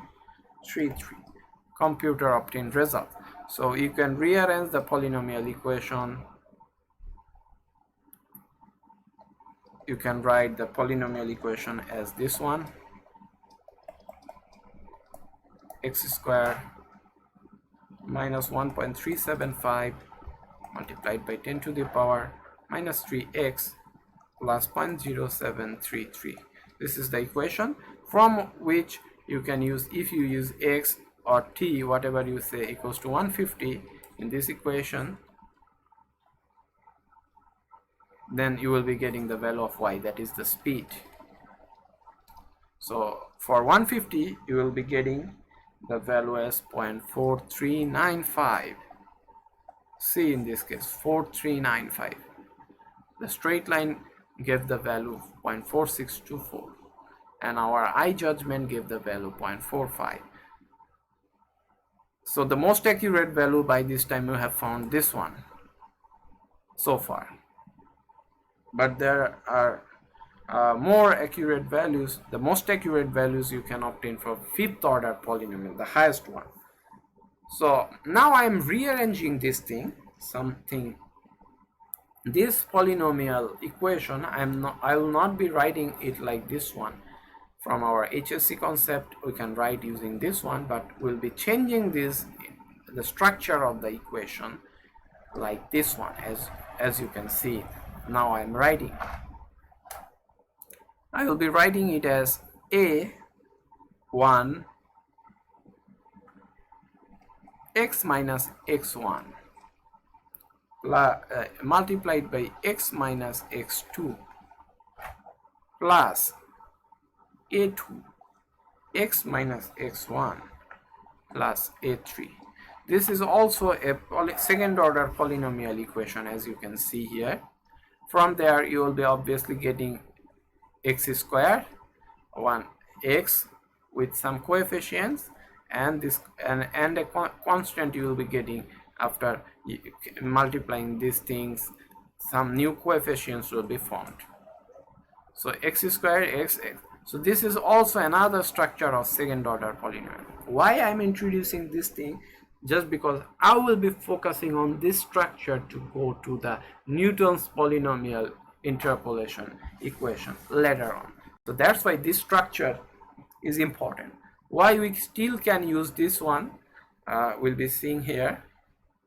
If you rearrange this one, you can write it like this will become like a1 x squared plus a2 minus a1 x2 minus a1 x1. Remember, this x2 x1, all these are constant. X2 and x1 means this x1 and x2 means we'll be needing 2 points. We'll be needing 2 points, x1 and x2 here. However, this multiplied by x, and a3 minus a2 x1 plus a1 x1 x2. This is the equation. So x squared will have a coefficient a1. This is the coefficient of x, and this is the constant term. So we can equalize this thing with this ax squared bx plus c. So this will be a, this will be b, and this will be c if we make equivalence of this one. So why we have used this type of equation? This will make us more comfortable to solve the equation rather than using other method. So which three values we'll be using here? So for our particular case, we'll be using y equals to, we have said 60, 120 and 180 x values. So let's use this one, x1 and x2. Keep this thing also for later use. These three values will be using. So the equation will become a1 x minus 120 x minus 180 plus a2 x minus 120 plus a3. Now see what is the use of this one. Now you can use three equations accordingly. The first equation was 0.0824 will be equals to a1 60 minus 120 60 minus 180 plus a2 60 minus 120 plus a3. So the equation becomes a1 multiplied by 60 multiplied by 120, minus minus will become positive. This one will become minus 60 a2 plus a3, and the second equation will become 2747 will be equals to, whenever you will be using x1 120 here, in this case x equals to 120, that means this will become 0, also this one will become 0, so only a3 will be there. So you can easily get this value of a3. That is the strategy. When you will be using third equation 6502, then we are using x value is equals to 180, so this value will become 0, so this one will be 0. 180 in this value, it will give you 60 a2 plus a3, and a3 you already know from this equation, so you can easily get a2, and using this value a2 you can apply these values a3 a2 here, so you can easily calculate a1. So very easy, isn't it? So that's why we have used this structure, and this structure will give us the concept of Newton's interpolation, Newton's polynomial interpolation equation, which I am going to discuss now.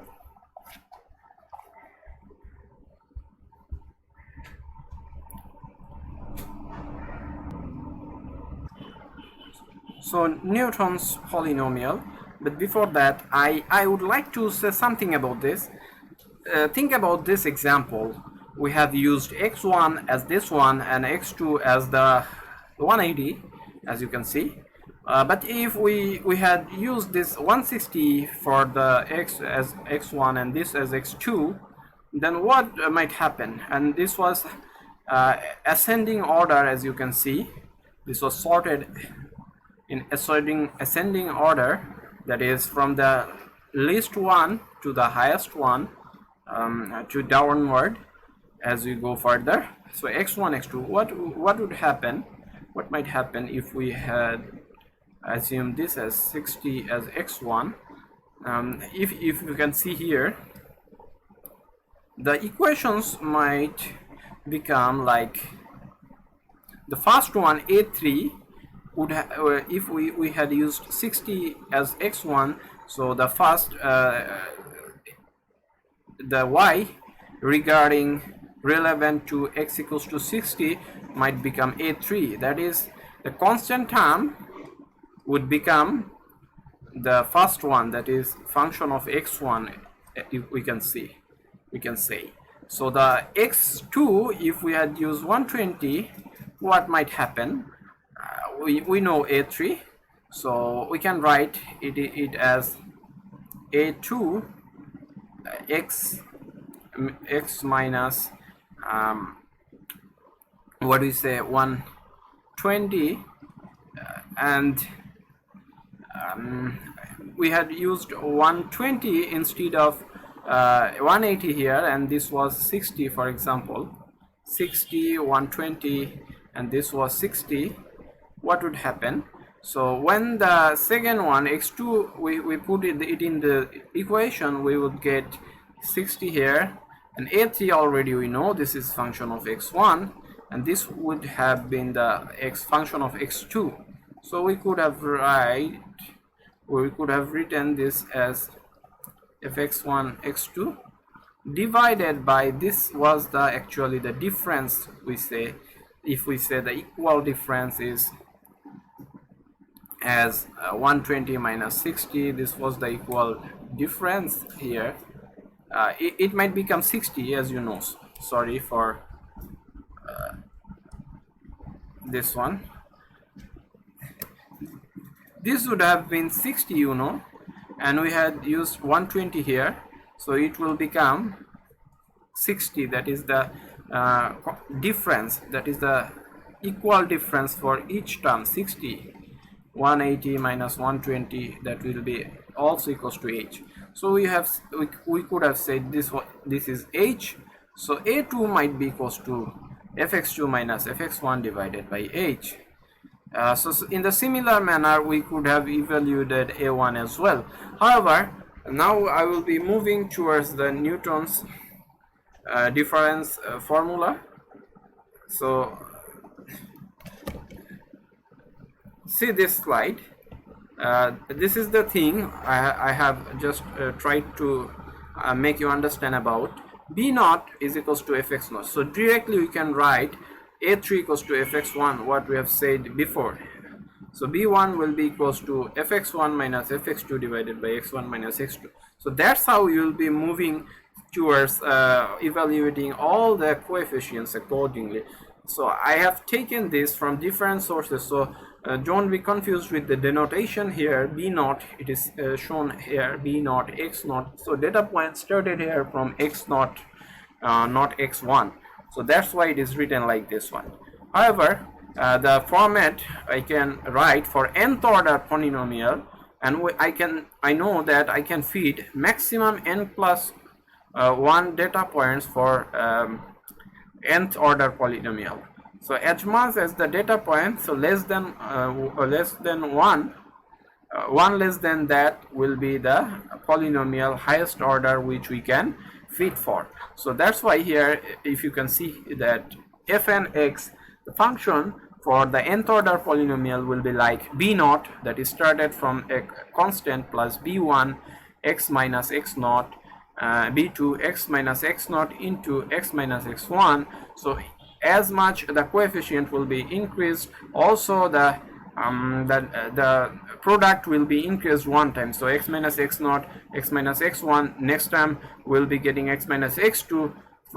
For the final term bn will have x minus x naught up to x minus xn minus 1, and we know that we have total we have total n plus 1 data points, and as we have started from 0, so we have xn up to x naught to up xn, we can say from x naught to xn data points we have. So from this equation you can see we have gone up to xn minus 1. So what about xn?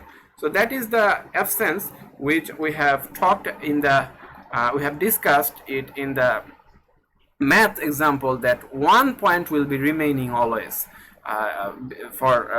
in the equation. So only one less than the data points will be used in the equation. So therefore this is the divided difference, b naught, b1, b2. That is the definition what we have got from here. So this thing is called the divided differences.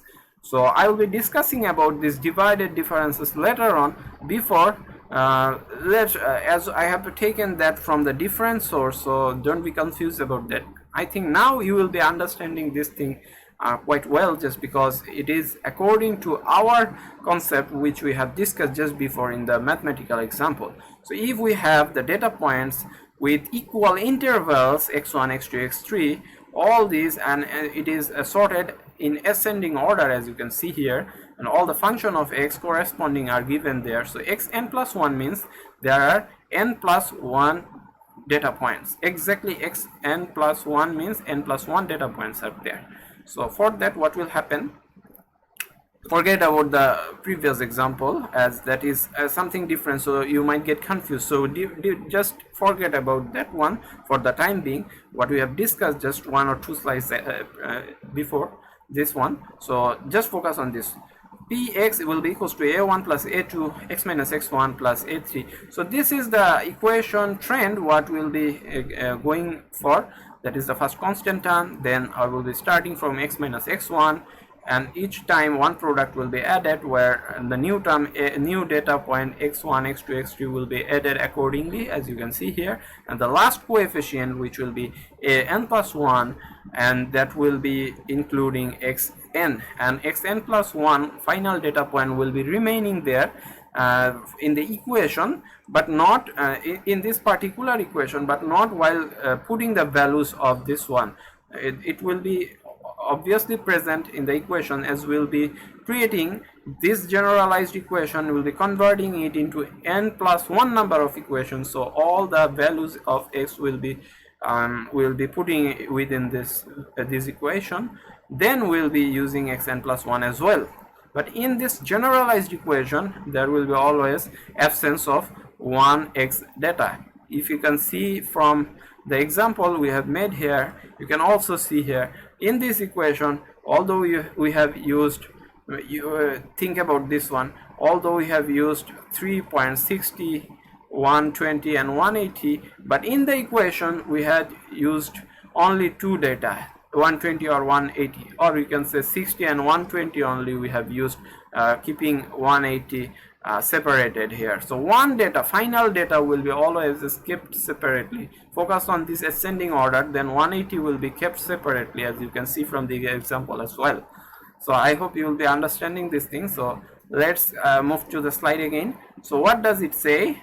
It says that this is the generalized equation. So from our concept, we can say that if we put the values of x1, x1 is present in all the terms, as you can see here, except a1. So if you put the values of x1 here, and function of x will be the px, then simply function of x1 will become equals to a1. So we can simply say this thing. And what will happen for fx2? fx2 will convert all the terms to 0. You can see here x2 is present in all other terms except a1 and a2 coefficients. You can see here. So it will become, as a1 is fx1, we know a1 is fx1, and a2 will be x2 minus x1. So we can say from there, this will become a2. You can easily calculate fx2 minus a1, that will be going in that side. So fx2 minus fx1 divided by x2 minus x1. So accordingly you can move further. So now what we will be doing, we will be rearranging these terms. fx1 will be equals to a1 fx plus h. Now h is the new term we have introduced, as we have discussed in the mathematical problem as well.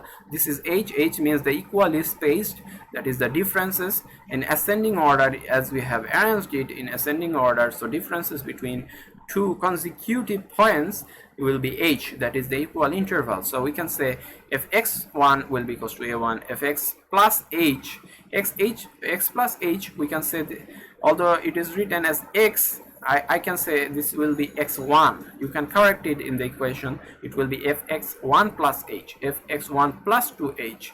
So whatever, this is fx2, that means x1 plus h we can write, just because this is equally spaced. So x2 will be equals to x1 plus h, and x3 will be, this one is actually the x3 will be x1 plus 2h, and this will be equals to a1 plus, as we can see here.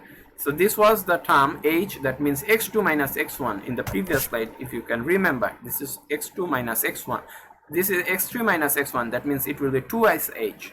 This is x3 minus x1, this will be twice h. This is x3 minus x2, that is equally spaced, that means it will be h, and the product will give you a value like this one. Okay, so from there you can easily calculate the coefficient values of all the coefficients. As you can see here, the generalized form is also shown there. a1 will be equals to fx1, a2 will be equals to fx1 plus h minus fx1. a3, from this equation we can write fx1 plus twice h minus 2f x1 plus h plus fx1 divided by this twice h square we can write here, as you can see. So this will be taken in this portion, and we can write it like that, as you can see. So however, so this value is taken in this portion. We can rearrange it like this. So the main generalized form we can derive from these three equations. Just focus on this third one, fx1 plus 2sh. That means we can write it like del n f x1 divided by this one we can write like 2, this is 1, this is 1, so we can write it like n factorial. N factorial means for n plus 1, remember one thing, whatever this is n plus 1. So if it is 3, this is mean 2 plus 1. So if it is 2 plus 1, there will be 2 factorial here. So this is 2 factorial, as you can see. So if it is 2, we can write n plus 1 means 1 plus 1. So there will be 1 factorial here. So 1 factorial means 1. So if it is a1, that will be 0 plus 1. So there will be 0 factorial in below here, as you can see. So 0 factorial means also 1. However, then the h power n. So h power n, this is a3 means a 2 plus 1. So 2 is the value of n. So h power n, that means h square. In this particular case, 1 plus 1, 2. So 1 is the value of n. So h power n, that means h power 1, 1. In this case, h power 0, that is also 1. So you cannot see any h there. That just it becomes 0, or it becomes 1 here, as you can see. So and in the above term, as you can see here, fx1 plus h minus fx1 plus 2sh minus 2 fx1 plus h plus fx1, this is called the forward difference. As you can see, this is the term we have used, del power n fx1. This is used to denote the forward difference formula, which I am going to show you now. Okay, what is del fx1 and what is del fx2? Del power n fx1, del fx2, this thing I am going to show you now.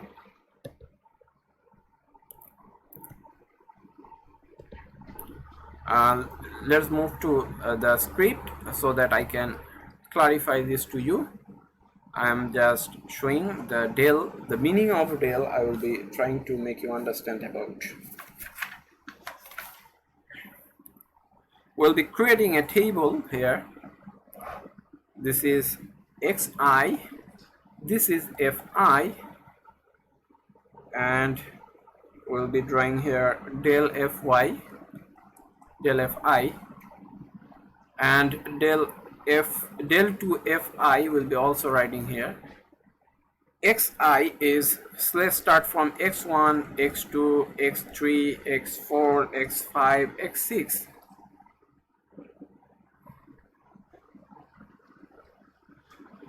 Fy, the corresponding value, that will be fx1, fx2,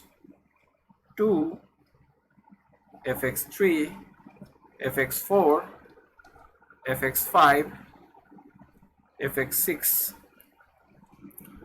And the forward difference mean the differences between this forward, as we move forward, will be taking this difference between this one and this one in each time. So first one, it will be called del f x1, it will be equals to fx2 minus fx1. As you can see, these two. So I am writing it in the middle. So fx2 again, del fx2, if I write it down, it will be the difference, forward difference. The sign indicates forward difference between the this one and this one. So fx3 minus fx2. So if we had used the backward difference, we would write fx1 minus fx2 in this case, fx2 minus fx3 in this case, if we are using backward difference with this sign. But the forward difference will mean fx2 minus fx1 for x1. So whatever this is, if it is x1, we will start x2 minus x1. If it is x2, we will start x3 minus x2. So as we will be, according to this, we will be moving further like fx4 minus fx3. Then this one will be del fx4, that will be equals to fx5 minus fx4. and the final one, forward difference, will stop here. So one term will be reduced here in the first forward difference, as you can see, fx6 minus fx5, and eventually it has turned fx6 to fx5. We cannot move further. This is the first order. Now the second order, del square, the second order indicates differences between these two. That will be del to fx1, will be saying, as this is the difference between del fx1 and fx2. So will be del to fx1 will be indicating first one x1 and the difference between this one and this one. So del fx2 minus del fx1, as you can see here. So it will be eventually becoming, if you can see from there, it will become fx3 minus 2fx2 plus fx1, if you can understand it, del to fx1. And now del to fx2 will be similarly, it will be becoming like fx4 minus 2fx3 plus fx2. It will become like this. So I'm not writing these two, rather I will be using these two for calculating third order difference, that is del 3fi. I will be calculating from here. So these two will give rise to del 3fx1, as the first term is x1, and it will be difference between this one and this one. So del 2 fx2 minus del 2 fx1, so which will be eventually converting this thing to like fx4. This fx3 minus this will become 3fx3, if I am not wrong. This fx2 and this will become plus 3fx2, and this will become minus fx1. So this is the way as we can make approach. So this is the reason, if you can understand this thing, del 2 fx1 means fx3 minus 2 fx2 plus fx1. If we compare this with our equation, if we go back to the slide, see here, fx3, this is actually fx3 minus 2fx2 plus fx1. So this is nothing but the difference.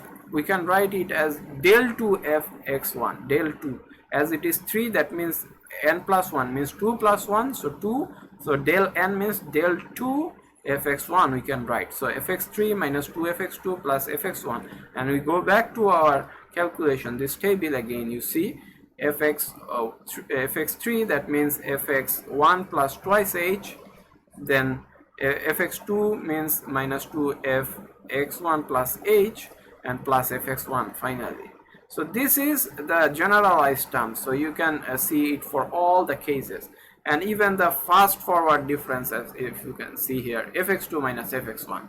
So we go back to our slide and see this again here, fx2 minus fx1. So this is the generalized term of forward difference formula. This is the forward difference del n fx1. So this is the thing. Now we will be understanding here what we have tried to show there.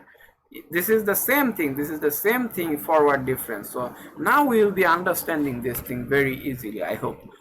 So whatever, this is the generalized formula. Now what we will be doing, we will be putting the values here in generalized form, as we know the coefficients values very easily. This was if you can remember, fx1 is equals to a1, then a2 equals to this one. So we'll be putting all the values in a1, a2, a3, these values will be putting here, and that's why you will be getting this generalized equation, as you can see in this line. This is the generalized equation. And now if you use this as equalized space, so any x now any x will be understanding how to calculate this. This will be started from x1 plus so we can write say for example x is 150 in our case, and x1 is 60 and h is 60 also. So we can write this x equals to x1 plus in our script. So see here, we can write x equals to x1 plus anything. X is 150 in our case, so it will be something x1. I will starting from 0, 60, 120. This was our ascending order, so starting from x1 means 0. If we go for the maximum order, we had the number of data was from our particular math 1 2 3 4 5 6. So we can see we have 6 data, so up to x6 we had, so we can feed it up to 5th order polynomial, as you know. So x1 is equals to 0 here, plus u means h is the equal space, so 60, and u is our desired, that what value of u. We are rearranging this so that we can calculate our value easily. So in this case, how we can get the value? So this u value will be using for 150, which will be replacing 150, so that our calculation will become easy. So u will become x minus x1 divided by h. So this will be the value of u, which will be putting the value in the equation. So let's move back to the slide. This says that this one u x minus x1 by h will be, from there we can say, if we have x minus x1, we'll be writing it as if we have x minus x2, we can write it as u minus 1h. How we can write it? Let's go to the script again. So we can say, if we want to say x minus x1, that will be from this we can say. So if we say x minus x2, it is x minus x2 means you know x2 is nothing but x1 plus h, we all know. So it will be eventually becoming x minus x1 minus h.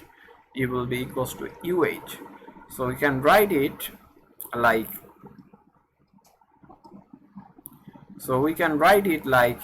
if you put the values, x1 plus h equals to this one.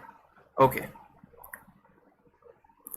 so this one will become x minus x1 will be equals to, from this case we can write x minus x1 equals to So if we put the values here, this is actually x minus x2. If we put the values here, x minus x1 means you know minus h. Forget about this. X minus x1 means So we are putting the values here, that is minus h. Now if we take common in as h, you will be writing u minus 1. So in the case of x minus x3, it will become x minus x1 plus twice h, which is x minus x1 minus twice h, which will eventually give rise to the value like u minus 2 into h. So whatever we are using, so we can write it in generalized form, as you can see from the slide. X minus x2 u minus 1h, x minus 3 u minus 2h. So all these values we can put it like fx1, second one, x minus x1 as so we can write and this h, so this x minus x1 is equals to So where this h goes? So I forgot to mention that in the previous term, this was actually fx plus 1. A2 value was, these differences obviously there, but will be divided by factorial multiplied by hn. I forgot to write hn in this equation. So if I write down h here as well, this will be h, this will be h square, this will be h square. If you see, this will be h square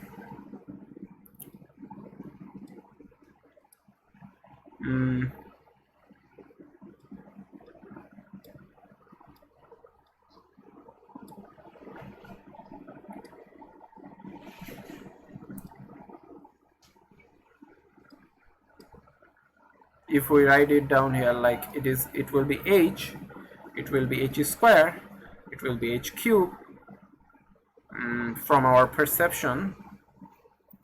Then this x minus x1, this will be uh, so h will be cancelled out.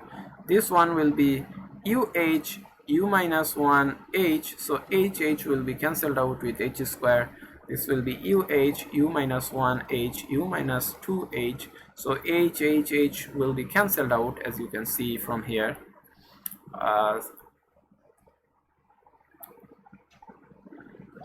With this h cube. So finally we can write it like that. So there will be h square. This term I missed here, so please correct it of your own. So it will eventually become like this, as you can see from this. So this is the way how we will be approaching to get the final this equation. This is the final equation for neutral polynomial. How the u value is the first target for us according to the x, that is 150 in our case. We will be trying to calculate the value of u, and this forward difference, this forward difference will have to calculate and evaluate the values, so that using this all the table x1 these values, we need all the data point values for calculating these things. Once we put all this value in the equation, then we'll be easily taking the value of x1 plus uh, that is p of x, that will be equals to 150 in our case particularly. So this is the Newton's interpolating polynomial.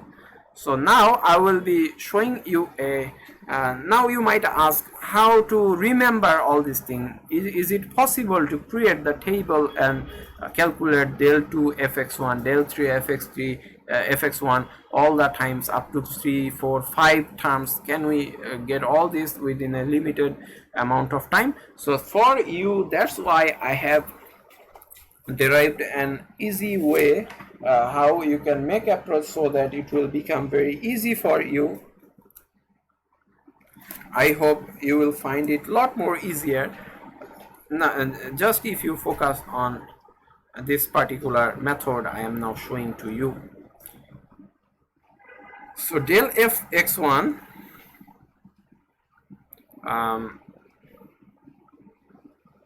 del fx1, if I say del fx1 is equals to, you know, fx2 minus fx1. Okay, del fx2 is equals to, we know, del 2 fx1, sorry, is equals to, you know, fx3 minus 2 fx2 plus fx1. Okay, del 3 fx1, as we know, that is equals to fx4 minus 3 fx3 plus 3 fx2 plus, sorry, minus fx1. So how we'll be making approach with this one? So follow the rule. I will be giving you the sort of example that what is the power difference power order, third order. So if it is third order, you will be starting from x4. If it is power 2, you will be starting from fx3.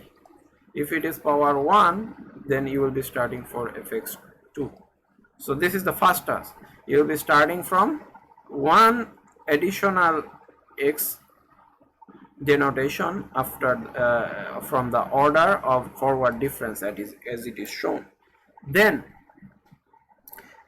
we'll be using this 3 value, 3 to get the coefficient for each term.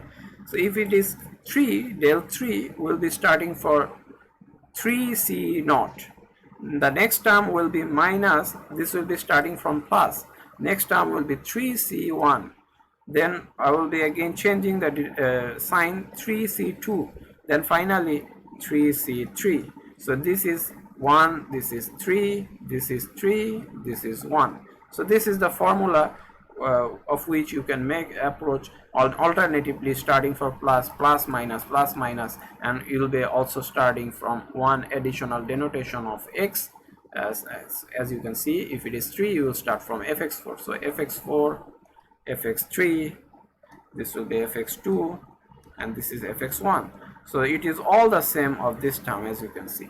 1 fx4 minus 3fx3 minus 3fx3 plus 3fx2 plus 3fx2 minus 1fx1 minus 1fx1. So this will be true for f del 2x1 as well. This is power 2. That means we will be starting from fx3, and this 2 means we'll be starting from positive 2c0. Then we'll be changing signs, 2c1, then write down fx2. So 1 will be descending each time, then minus, this will become plus again, and 2c2. So I will approaching 2c0, 2c1, 2c2 like this, and fx1. So it will eventually give you 2c0 means 1, that is fx3 only, minus 2c1 means 2, minus 2fx2, plus 2c2 means again 1, so this will become x1. So it is identical to this one, as you can see from here. So the same approach you can go for all this. So therefore you will not have to remember this chart again. And if you forget the this particular technique I have shown to you, then you will have to go for this one or memorize this one. So whatever you do, make sure that you are doing the correct one, just because in numerical method there is a huge possibility that you will be making mistakes. So please focus and concentrate on the math, whatever you are trying to solve. So now I'm going back to the slide again. Now there we come to the problem we have started before. So we'll be trying to use the Newton's forward difference technique to calculate the fifth order polynomial value for our case. So what will happen for the math problem that we have used here? We'll be feeding fifth order polynomial using Newton's polynomial. So fifth order equation will become like I am showing you here. For our case, it will be like t equals to 150, that we have assumed as x, whatever it is, that will be equals to x1 plus uh. The u value in our case, it will be as you know, that it will be x minus x1 divided by h, that is equals to 150. X1 our case is 60, sorry, x1 is our case is 150 minus 0 divided by the equal difference is 60, so it will eventually become 2.5. So the equation will be using like, the formula will become like this one, del fx1 by 1 factorial multiplied by u, del 2 fx1 divided by 2 factorial multiplied by u into u minus 1 plus del 3 fx1 divided by 3 factorial u multiplied by u minus 1 u minus 2 of x del 4 fx1 by 4 factorial u minus 1 u minus 2 u minus 3, and finally del 5. So as it is a fifth order polynomial using 6 data point, so you will be also going up to fifth order forward difference. So this is the last term, u minus 1 u minus 2 u minus 3, finally u minus 4, as you can see. So now we need to calculate the values of these things according to the formula as we have seen before. So fx1, first of all, we know the value of fx1. Fx1 is the first data point. For 0 time, 0 second, the speed was 0, so this is 0. This will eventually become 0. Del fx1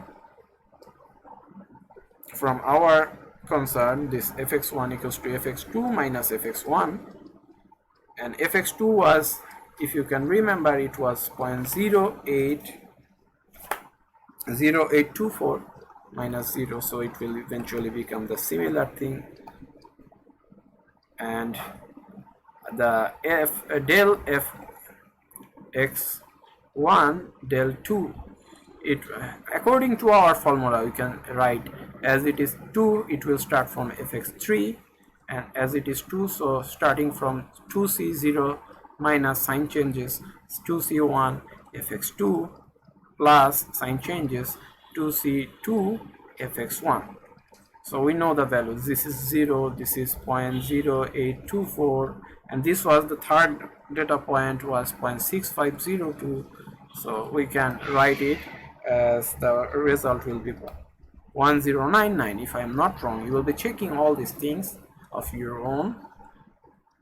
Del 3 fx1 will become 0733, and del 4 fx1 will become 0.1029, and finally del 5 fx1 will become 0.4644. So putting all this value in the equation, that is t equals to 150, will give us the result of 0.43639 meter per second. So this is the maximum, this is the most accurate value we can obtain from fifth order polynomial of Newton's forward difference formula. This is the most accurate one. We can compare it with other graphical methods. Said it was 0.45 from my eye judgment. The polynomial, second order polynomial, we have found the value as, if you can remember, this was 4624. The value for, sorry, this was for linear assumption. The parabola said the value,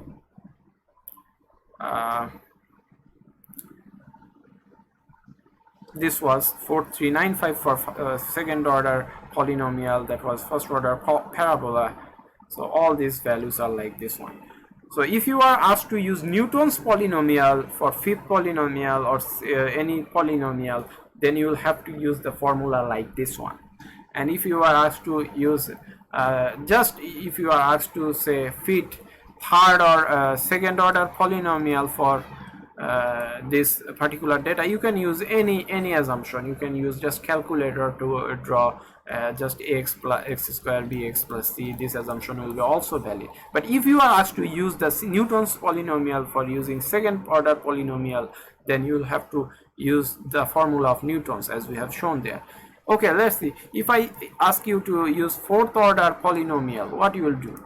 As we know, for fourth order polynomial, we will have to take 5 values, 5 data points. So using Newton's formula, if you are asked to do, then which 5 points you will be taking here? That is possible is, if I say 5 possible values, that this 5 may be, or also this 5 may be there. So which 5 you will be taking? Again, you see this 150 is very middle point, from equal distance from these two extreme points, 300 and 100. So if it is in the middle, then you can use any of these two sets, these two possible combination. But it were 140, you should have taken this first combination, and if it were 160, you should have taken this one, which will give you most accurate. And if it falls in the middle range, then you will have to take, you can take either of the two sets which are possible combinations there. So for fourth order, you will take these 4 values in the Newton's case as well. Then the formula will become this one will be deducted in that case, particular case. Okay, only this 4 term will be taken. Only 4 terms will be taken. That is, data up to fx 5 will be used. Fx 6 data will become invalid there. Or if you take this one will be okay. So this is the interpolation. Now I will be moving to our very last topic, that is the Lagrangian interpolation. Lagrangian interpolation, this method. This is another interpolation technique, and the benefit of this one is it is valid for unequal or equal, whatever you say, spacing. So in the last example for Newton's polynomial, we have said equal distance, 60, 120, 180, equally spaced. But if our data is not equally spaced, say 1, 3, 1, 3, 9, x data is like this, x1, x2, x3. So what will happen? For that, Lagrangian interpolation will be valid. So I am just giving example first, then I will be coming to the theory later on. The expression I need to write down first. This is the formula for Lagrangian polynomial equation up to Ln plus 1 x yn plus 1, and for this the data will be like x1, x2 up to xn plus 1. So we are using all the data points here in the Lagrange. In Newton we have skipped the last one, but in Lagrangian case we'll be using for all the data points y1, y2 up to yn plus 1. All the data points will be used in the equation as well, as you can see. The L values now, how to calculate the values of Lix, the general expression for this is start from this x minus x1, x minus x2 up to x minus xi, I minus 1,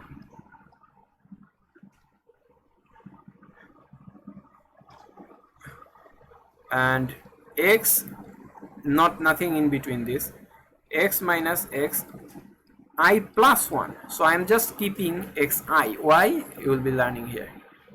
Xi, and up to I'll be going to x minus xn plus 1.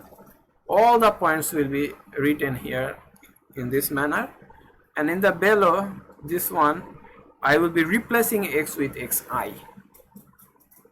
Xi minus x1, xi minus x2, xi minus xi minus 1, xi minus xi plus 1. So as if I had used x minus xi in this above equation, if I had replaced xi with xi here, x with xi here, it might have become 0, and the total value of this fraction might have become indefinite. So that's why we haven't used xi. This is a way to remember the li we are calculating. We'll be skipping it from the product above, and we'll be replacing that xi to x in this below. So this xi minus xn plus 1. So this will be li. So if it is L1, you will have to calculate L1, L2, L3 like this one. This formula will be used there. And the generalized form, I think you don't have to remember this generalized form. I'm just writing it down for computer application. The generalized equation, short format,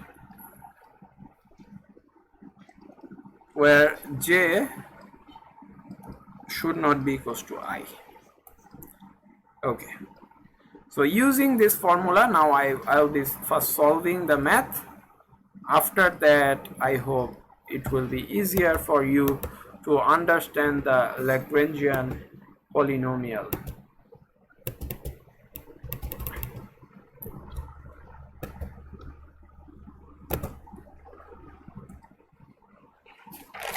Write down the problem like x and y values are given accordingly.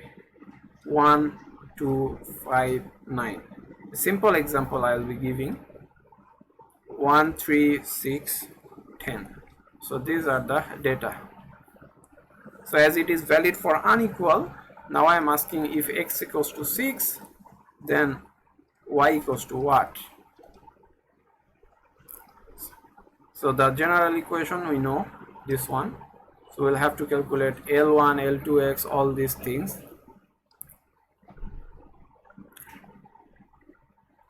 So the value Px will be L1x multiplied by y1, y2. So y1, y2, this means y1, y2, y3, y4.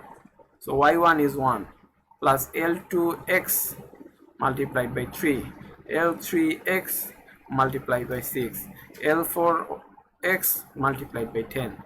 Now calculate L1x, L2x, all this accordingly. L1x will be, according to our concept, we have said all will be deducted from x except this I, that is 1. The first one will be absent here, so we will be starting from x1 minus 2, the second value, this one, x minus 5 and x minus 9, and in the below portion we'll be replacing this x with the xi, that is 1 in this case. 1 minus 5, 1 minus 9. It will be giving you the value as, and what is x here? X means this 6 we are trying to calculate, so we'll be putting 6 in this x, so it will give you the value of 3 by 8. Now L2x, the first term will be included but the second one will not. This one will be included but this one will not. So x minus 5, x minus 9. And here I'll be replacing it with the x value, that is 2. 2 minus 1, 2 minus 5, 2 minus 9. And the x value obviously equals to 6. So it will give you the value of minus 5 by 7 if I'm not wrong. L3x is, the x means 6, I will be taking 6 minus 1, 6 minus 2 will be coming here, and this time this will be not be used here. So 6 minus 9, and there 5 minus 1, 5 minus 2, 5 minus 9. It will give you the value of 5 by 4. And L4x, where we'll be getting x6 minus 5 and x minus 9 will not be used here. It will be replaced like this.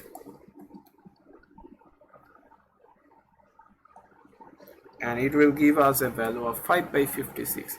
Now we better put all these values in the equation, this equation, and now just simply we're getting the answer. Say this is P6 we are trying to calculate, so L1x multiplied by y1 minus 5 by 7 multiplied by 3 plus 5 by 4 multiplied by 6 plus 5 by 56 multiplied by 10, and that will be equals to 6.625 if I'm not wrong. Very easy, huh? So just because of what? This is the Lagrangian polynomial equation that is also valid for unequal gaps. You can also use this formula. This is very easy, I think. So you can use this formula for the previous example. It doesn't matter whether the spacing is equal or not. So the previous example, if you use the Lagrangian polynomial equation, you might get the values which will be as accurate as this one, I think. So you can try for this particular problem as well using this Lagrangian polynomial. So I am just now moving back to our slide. I hope our task has been done for today. So, and this might be the last class before the with you from me. Probably just because there will be no classes here, I think, before Eid. So the Lagrange interpolating polynomial, the first order, it says The first order Lagrange polynomial may be obtained from weighted combination of two linear interpolation. Whatever, I don't want to describe these things further. This is the L1, the concept x minus x2, and this x will be replaced by x1 whenever it is L1. L2 will be x minus x1, x2 will be replacing here. If it is first order, means only 2 points. If there are only 2 points and 2 data, x1, x2, y1, y2, 2 data points, for that is valid. So it will be valid for first order. And for multiple, as we have said here, the summation of this one, I have interpreted it as I have written in the script, which will make you understand easily, I hope. So all these things are described accordingly. I hope now you will be understanding if you just skim through this all these slides. Now I say, one thing you might say that, okay, that higher order polynomials, if we take higher order polynomials, then it will be better for us, just because it will giving us accurate values. In the first class as well, I have said, as much as you increase your order, or as much as you go for higher order polynomial, it might be giving you the most accurate value. But although it will give you the accurate value, but not most of the time, but it is not the better choice all the time. Just because of what? See about the hazard. Say for this example, higher order polynomials tend to overshoot the trend of the data sometimes. Say this is a higher order polynomial, as you can see from the figure. It is as we have used higher order polynomials, although you see the trend is upward, although it is slightly down for a time being, but if the trend, overall trend is upward. But whenever you have used the higher order polynomials, the parabola fit is going like this, then the prediction will give you that for x equals to 15, the value will become 0, whereas it is just increasing day by day. But how it might become 0? But the higher order polynomial will give rise to this complexity sometimes. That's why always, even if you think about the straight line trend might give you the more accurate value than this higher order polynomial trend, which is giving you 0 here. So sometimes or many times you will be observing these things, that the straight line or linear or lower order polynomials might be better in some cases, not necessary, and just blindly you cannot use higher order polynomial in all the cases. So that's why always try to stay as lower order polynomial as possible. Most of the cases it will be better for us, and that's why we always try to linearize these things, or we at best we take second order polynomial. We don't go beyond that usually. And for this, think about this one as well. Using this data, if you are using, I'm just comparing this thing. You see, this is the parabola 1, 2, 3, 4, 5. So 5 points. Fourth order parabola is like that, whereas third order parabola using 4 points is giving you quite better assumption than this one. And whenever you are using this is the second order parabola, maybe this is the second order parabola, although it seems like it's going through all the points, but not actually it is going through all the points, rather it is going through at best 2 or 3 at 3 points. That's why it is second order parabola. And you see, this is again better than this one, although this was higher order than this one. And if you go for the straight line, this is even better. It is going downward, but it is giving you an upward direction of trend. So in this case, we can discuss this, that the higher order polynomials might give rise to hazards sometimes. So that's why if I ask you to write down a short note on hazard on higher order polynomials, then you will have to give an example like that, and you will have to say that not always the higher order polynomial will give you the most accurate value all the time. And there is another example. See, this is a population data set, 7th order, 1, 2, 3, 4, 5, 6, 7, 8, 8 number of data points are there, and if I use 7th order polynomial to fit this, it is giving you a shape like this.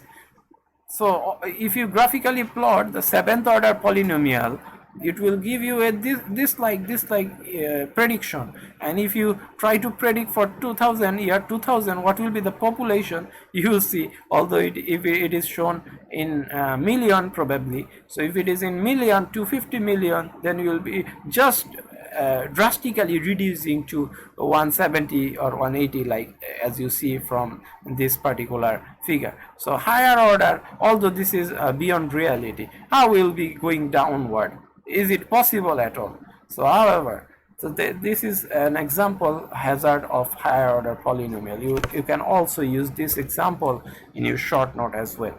And the last slide for today, for this hazards of higher order polynomial, the simple harmonic motion, you see, this is a simple harmonic motion example, or sinusoidal curve, shape curve, as you can see. If we use a lower order polynomial, the lower order polynomial says, okay, this is the original shape you see here. But if you use 1, 2, 3, 4, 5, this is polynomial. Think about one thing. Remember one thing. Although this curve is not polynomial curve, the dotted curve is the original shape. Although this is not polynomial shape, but if you use polynomial to predict this data points, then the polynomial will give you this like shape. Although the dotted shape is the original shape, we say this is the bell shape. Bell shape is different from polynomial, but whenever you are assuming higher order polynomial to solve it by hook or by crook, it will give you a data like this. And you might think that, okay, I will increase more and more data. You see, more and more data, you have increased. This will not solve the problem. Again, you see, you have made a higher order assumption to solve this higher order polynomial you have taken. Still then you see the shape, this abnormal shape, as you can see here. Although I have fitted the maximum polynomial, but it will be almost invalid in these points, just because it will give very abnormal values. So not always higher order polynomial will be better for you. So this is very much important to know about the shape, the actual shape, rather than just assuming higher order parabolas all the time. So that is not our task, just because of this. So sometimes it might create hazards as well. So there are solutions for that. I am not going to that. Our syllabus or content not cover all those things, but I am just introducing these facts into your mind, that not always blindly believe the data and don't believe that the higher order polynomial will always giving you the real solution or the most accurate solution. So that is a problem. So now I would like to finish the class here. I think you have understood all these things, and next day, from the next day, we might be the next slides are roots of equations, different numerical integration, differentiations are also remaining from the next slides here. So hopefully this is the last class with you from my side. So thank you everyone for being with us.